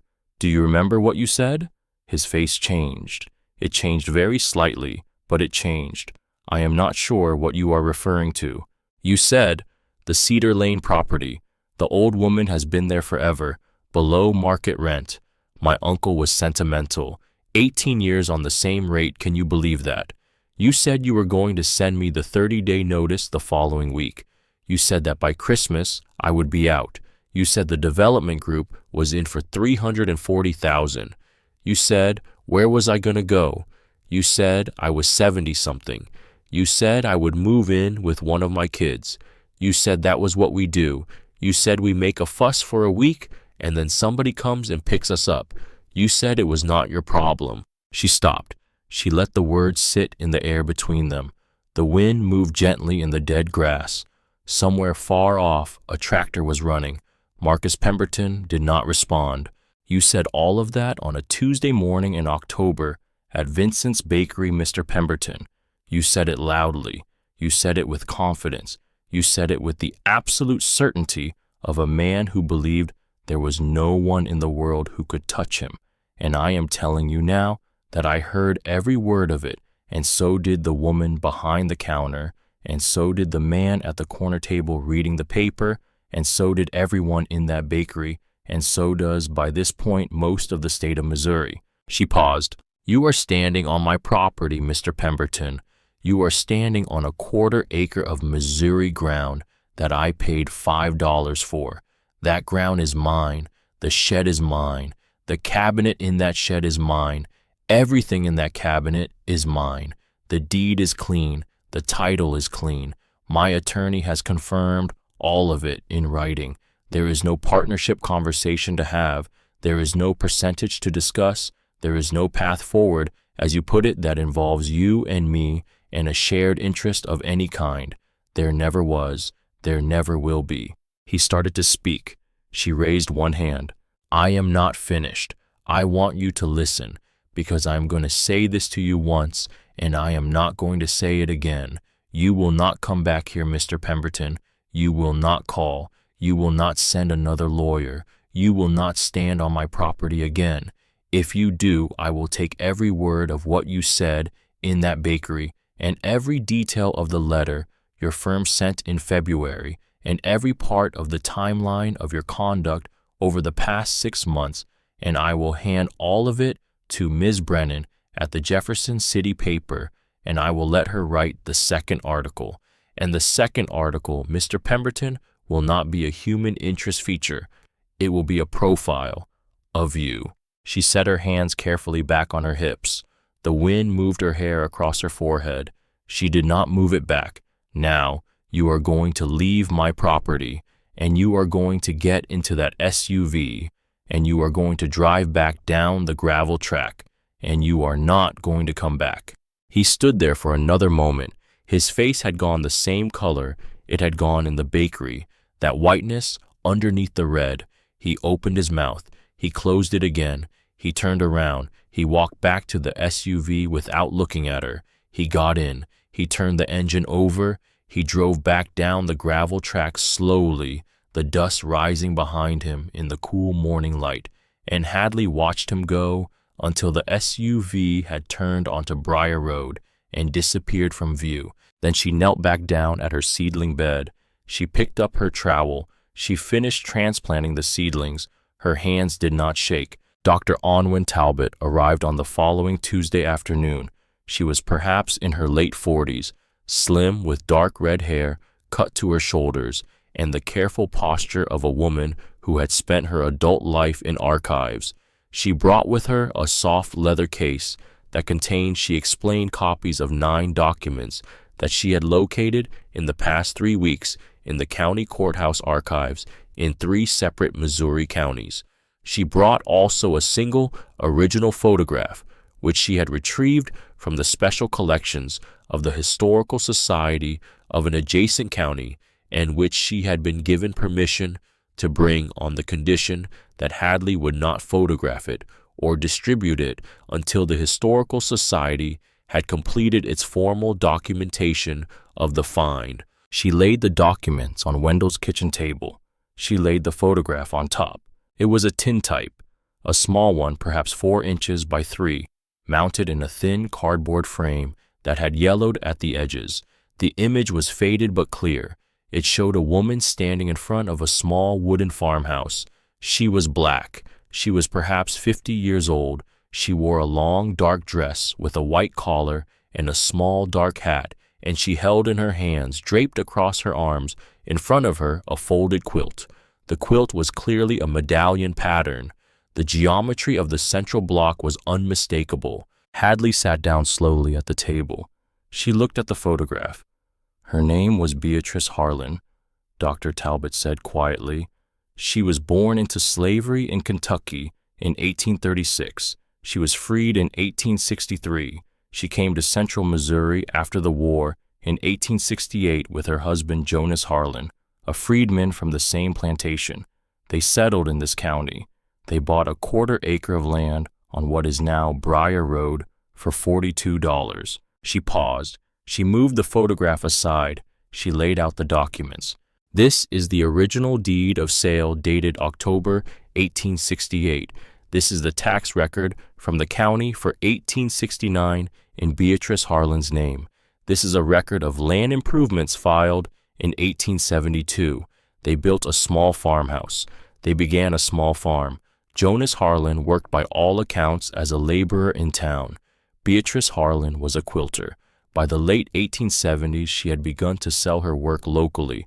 By the mid-1880s, her work was being purchased by collectors as far away as St. Louis and Chicago. There are 3 documented sales in the historical record. The amounts she received are remarkable for the period. She was, by every measure I can locate, one of the finest folks textile makers working in the Missouri River Valley in the late 19th century. Hadley listened. She did not speak. Dr. Talbot moved another document forward. In 1890, a man named Josiah Pemberton filed a claim against the Harlan property. He alleged that the original deed of sale was invalid because of a clerical error in the conveyance from the previous owner. The previous owner had died in 1888. There was no one to dispute the claim. The case was heard by a circuit court judge in this county on November 14, 1890. The judge ruled in Pemberton's favor. He awarded the land to Pemberton. Beatrice and Jonas Harlan were given 30 days to vacate the property. Hadley's hand had gone still on the table. The legal mechanism, Dr. Talbot said carefully, was a clerical error doctrine that was used in this period by white claimants to dispossess black landowners across the South and the lower Midwest. It was used in this case. There is no question from the documentation I have reviewed that the claim was fraudulent. The deed was clean. The Harlan family had paid every tax assessed against the property for 22 years. Josiah Pemberton was a local landowner with significant connections. The judge was his cousin by marriage. The case took less than 4 hours. The Harlans were given 30 days to leave. Hadley sat very still. Jonas Harlan died in February of 1891. The cause of death listed on the county record is heart failure. Beatrice Harlan died in May of 1891. The cause of death listed is pneumonia. They are buried in unmarked graves in the colored section of the Maplewood Public Cemetery. I have visited the section. The plots have been documented by a local heritage group. Dr. Talbot paused. She looked at Hadley across the table. Mrs. Thornquist, the parchment you found beneath the floor was dated 1889. The Harlans received their eviction notice in November of 1890. Beatrice Harlan stored 31 of her finest quilts in a root cellar beneath the floor of her farmhouse sometime in the year before the eviction. She wrapped them in muslin. She tied them with cotton cord. She left a note. And then she and her husband were forced off the land they had owned for 22 years, and they died within a year of each other, and the farmhouse eventually collapsed, and someone sometime in the 20th century built the metal shed on the foundation. And the quilts she had hidden, they stayed where she had left them. Dr. Talbot stopped. The shed was very quiet. The April sunlight fell at a low angle through the south window. Hadley sat with her hands folded in her lap and looked at the documents on the kitchen table and looked at the small tintype of Beatrice Harlan standing in front of her small wooden farmhouse holding a folded medallion quilt across her arms, and she could not speak for a long time. When she finally spoke, her voice was very quiet. And Marcus Pemberton. Josiah Pemberton is Marcus Pemberton's great-great-grandfather, Dr. Talbot said. The land passed through the Pemberton family for 2 generations. It was sold to the county in 1958 for back taxes after Marcus's grandfather refused to pay the assessment. The grandfather, Eliza Pemberton. Eliza Pemberton refused to pay the assessment. She did. According to the county records, she allowed the property to lapse deliberately. There is a letter in the file. She wrote to the county treasurer in 1956. She said, "I will not pay another dollar against that land. The land does not belong to the Pemberton family. It never did. Do with it what you will." Hadley closed her eyes for a moment. She thought about Margaret Sutton leaning over the front counter of the county assessor's office in November, in a quiet voice telling her without telling her. She thought about a woman named Eliza Pemberton, who had died in 1991 and who had spent 50 years of her adult life quietly trying to give back something that had been taken by her husband's family before she had ever been born. She thought about Beatrice Harlan standing in front of her farmhouse in 1885 with a folded quilt across her arms, and she thought about the small, careful sentence on the parchment, "For the woman who needs them when her time comes." She opened her eyes. She looked at Dr. Talbot across the table. She said very quietly, "What do we do?" Dr. Talbot smiled gently. "That Mrs. Thornquist is what I came down here to figure out with you." The work of the next several months was not glamorous. It was not the work of newspaper articles or television segments or auction house dramas, although all of those things would come too in their own time. It was the work of 3 women at a kitchen table over many long afternoons. Hadley, Cecile, Dr. Talbot. Sometimes Doris joined them, and sometimes Dr. Holloway drove down from the university, and sometimes Raymond Whitfield called in from Kansas City. But the core of it was the 3 women at the table with the documents spread between them and the photographs on the wall behind them, and the slow, steady work of building from the records and the parchment and the tintype and the stitching and the unmarked graves, a complete account of the life and the work and the dispossession of Beatrice Harlan. The Historical Society of an adjacent county committed staff time to the documentation effort. The State Historical Society of Missouri sent a curator down for a 2-day visit and left committed to acquiring 3 of the museum-grade quilts for permanent exhibition under Beatrice Harlan's name. A small private foundation in St. Louis offered to fund the publication of a monograph on Beatrice Harlan's work to be co-authored by Dr. Holloway and Dr. Talbot. A documentary filmmaker who had reached out after the first article was given measured cooperation on conditions Hadley had Cecile draft carefully in advance. A university press in Kansas began discussions about a book. Hadley made a series of decisions in April and May after long, careful conversations with Cecile, Doris Marin, and Garrett. The conversations with her children had been the hardest in their own way, not because Garrett or Marin had wanted anything from her. They had not. Both of them, when she had finally explained the appraisal figures and the auction interest and the museum interest, had been silent on the phone for long moments, and had then said in their separate ways that they wanted only what she wanted. The hard part had been simpler. The hard part had been telling them that she had not told them sooner. The hard part had been the months of silence. Garrett had cried. Hadley had not heard her son cry since he was perhaps 8 years old. He had cried quietly into the phone on a Wednesday evening in April, and he had said, "Mom, I should have come up. I should have come up the day you got the notice. I should have been there."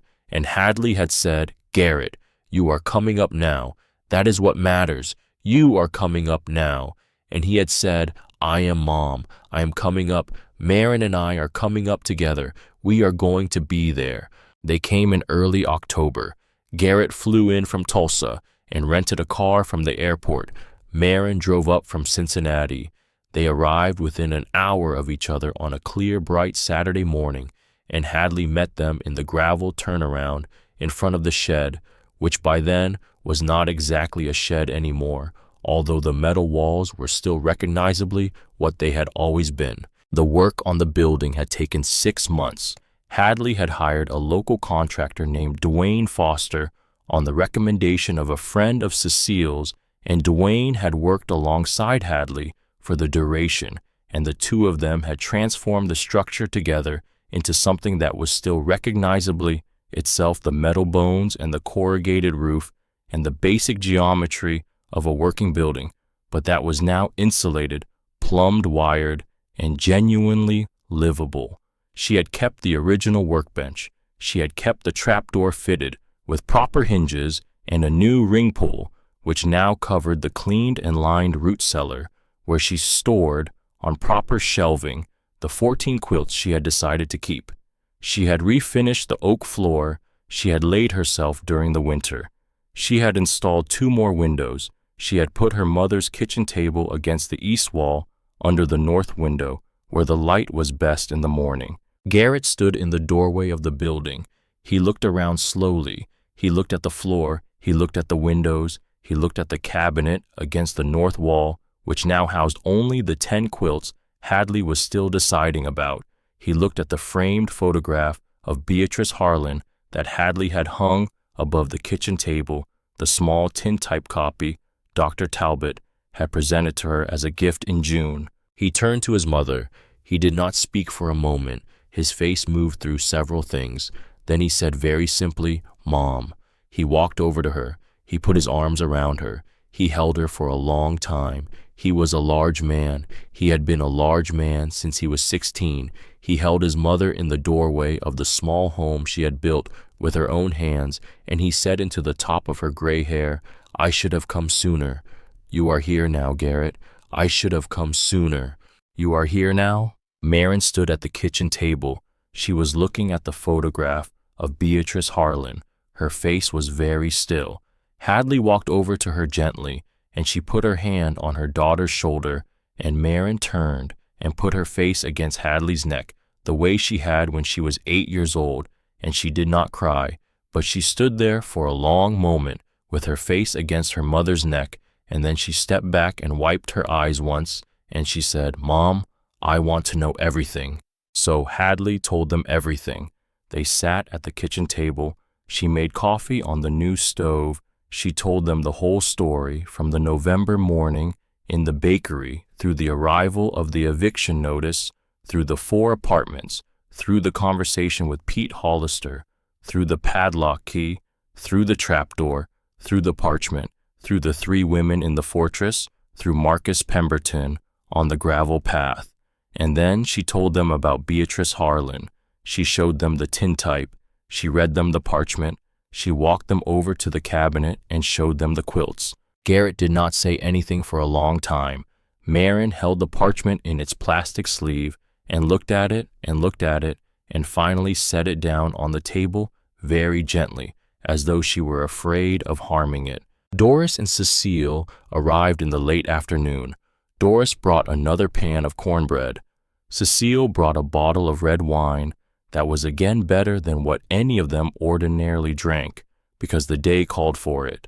They sat at the table, all 6 of them, in the warm October light, and they ate, and they talked, and they laughed, and Garrett asked Doris what she had really thought of her mother on the day Doris had defended Hadley in the grocery store, and Doris told him in some detail, and Marin laughed until she cried.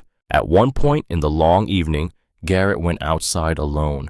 Hadley watched him through the south window. He walked across the lot. He stood at the edge of the property line. He looked out at the empty Missouri fields, the same fields that Beatrice and Jonas Harlan had looked at 135 years earlier from the doorway of a small wooden farmhouse that no longer existed. He stood there for almost 10 minutes. When he came back, his eyes were red. He did not say anything about it, and Hadley did not ask. The community center event was Cecile's idea. She had been quietly organizing it for 6 weeks. It was held on a clear, cold evening in late October in the small meeting hall of the Maplewood Community Center under the modest banner of a gathering for women in transition, which Cecile had named carefully on purpose to avoid drawing the wrong kind of attention and to draw the right kind. 43 women came. Some drove more than an hour. They sat in folding chairs with coffee cups in their hands and the careful expressions of people who were hoping to hear something true. Hadley stood at the small lectern at the front of the room. She did not have notes. She had decided on the drive over that she was not going to use notes. She had Doris on one side of her sitting in the front row in her good coat and Cecile on the other side with the small tintype of Beatrice Harlan in a frame on the lectern beside her hand. She told them the truth. She told them about the eviction notice in the mailbox. She told them about the 4 apartments that were not possible. She told them about the conversation with Pete Hollister at the county assessor's office. She told them about the padlock key worn smooth on the bow. She told them about the smell of old paper and the trapdoor in the floor. She told them about the 31 bundles. She told them about the parchment. She told them about Beatrice Harlan. She told them when she came to that part slowly. She held the small tintype up so the room could see it. She told them about the deed of 1868 and the fraudulent claim of 1890 and the unmarked graves in the colored section of the Maplewood Public Cemetery. She told them about Eliza Pemberton, who had quietly refused for 50 years to participate in the keeping of what her husband's family had taken. She told them about the 3 quilts that were now on permanent display at the State Historical Society of Missouri with proper provenance documentation under the name of their maker. She told them about Marcus Pemberton. She told them in the careful, even tone of a woman who had decided she would say it only once and only here, that the same family that had filed the fraudulent claim in 1890 had attempted 134 years later to displace another woman from the same piece of land using a different but related set of legal mechanisms and had failed and would not be permitted to do anything like it again. The room was very quiet. She told them about the fun. She told them that a portion of every sale from the auction quilts, which had finally closed in September for a total of $387,000, had gone into the Beatrice Harlan Foundation, which she and Cecile had established in July and which provided emergency housing assistance for women over 60 in the region facing displacement. She told them that the foundation had already helped 4 women that summer. She told them that the foundation would help more. She told them what she actually believed. "I am 75 years old," she said. "I live in a building that I built with my own hands on a piece of land that I paid $5 for. I have never been more awake in my life. I am not telling you this to inspire you. I am not telling you this to make you feel anything in particular. I am telling you this because there is a thing I have learned in the last 2 years, and I think some of you may need to hear it. The worst thing that happened to me turned out to be the thing that showed me everything I actually was. The shed did not make me. The shed found me. The woman who was required to do what I have done was already there inside the ordinary life I had been living, waiting under the surface, needing only to be given no other option. I do not recommend waiting for an eviction notice to find out who you are. I am telling you not to make yourself small in the hope that smallness will be rewarded with safety, because it will not, and because you are worth so much more than the version of yourself that fits inside someone else's idea of what you should be. Beatrice Harlan was forced off her land in 1890. She knew it was coming. She hid her work beneath the floor. She wrote a note.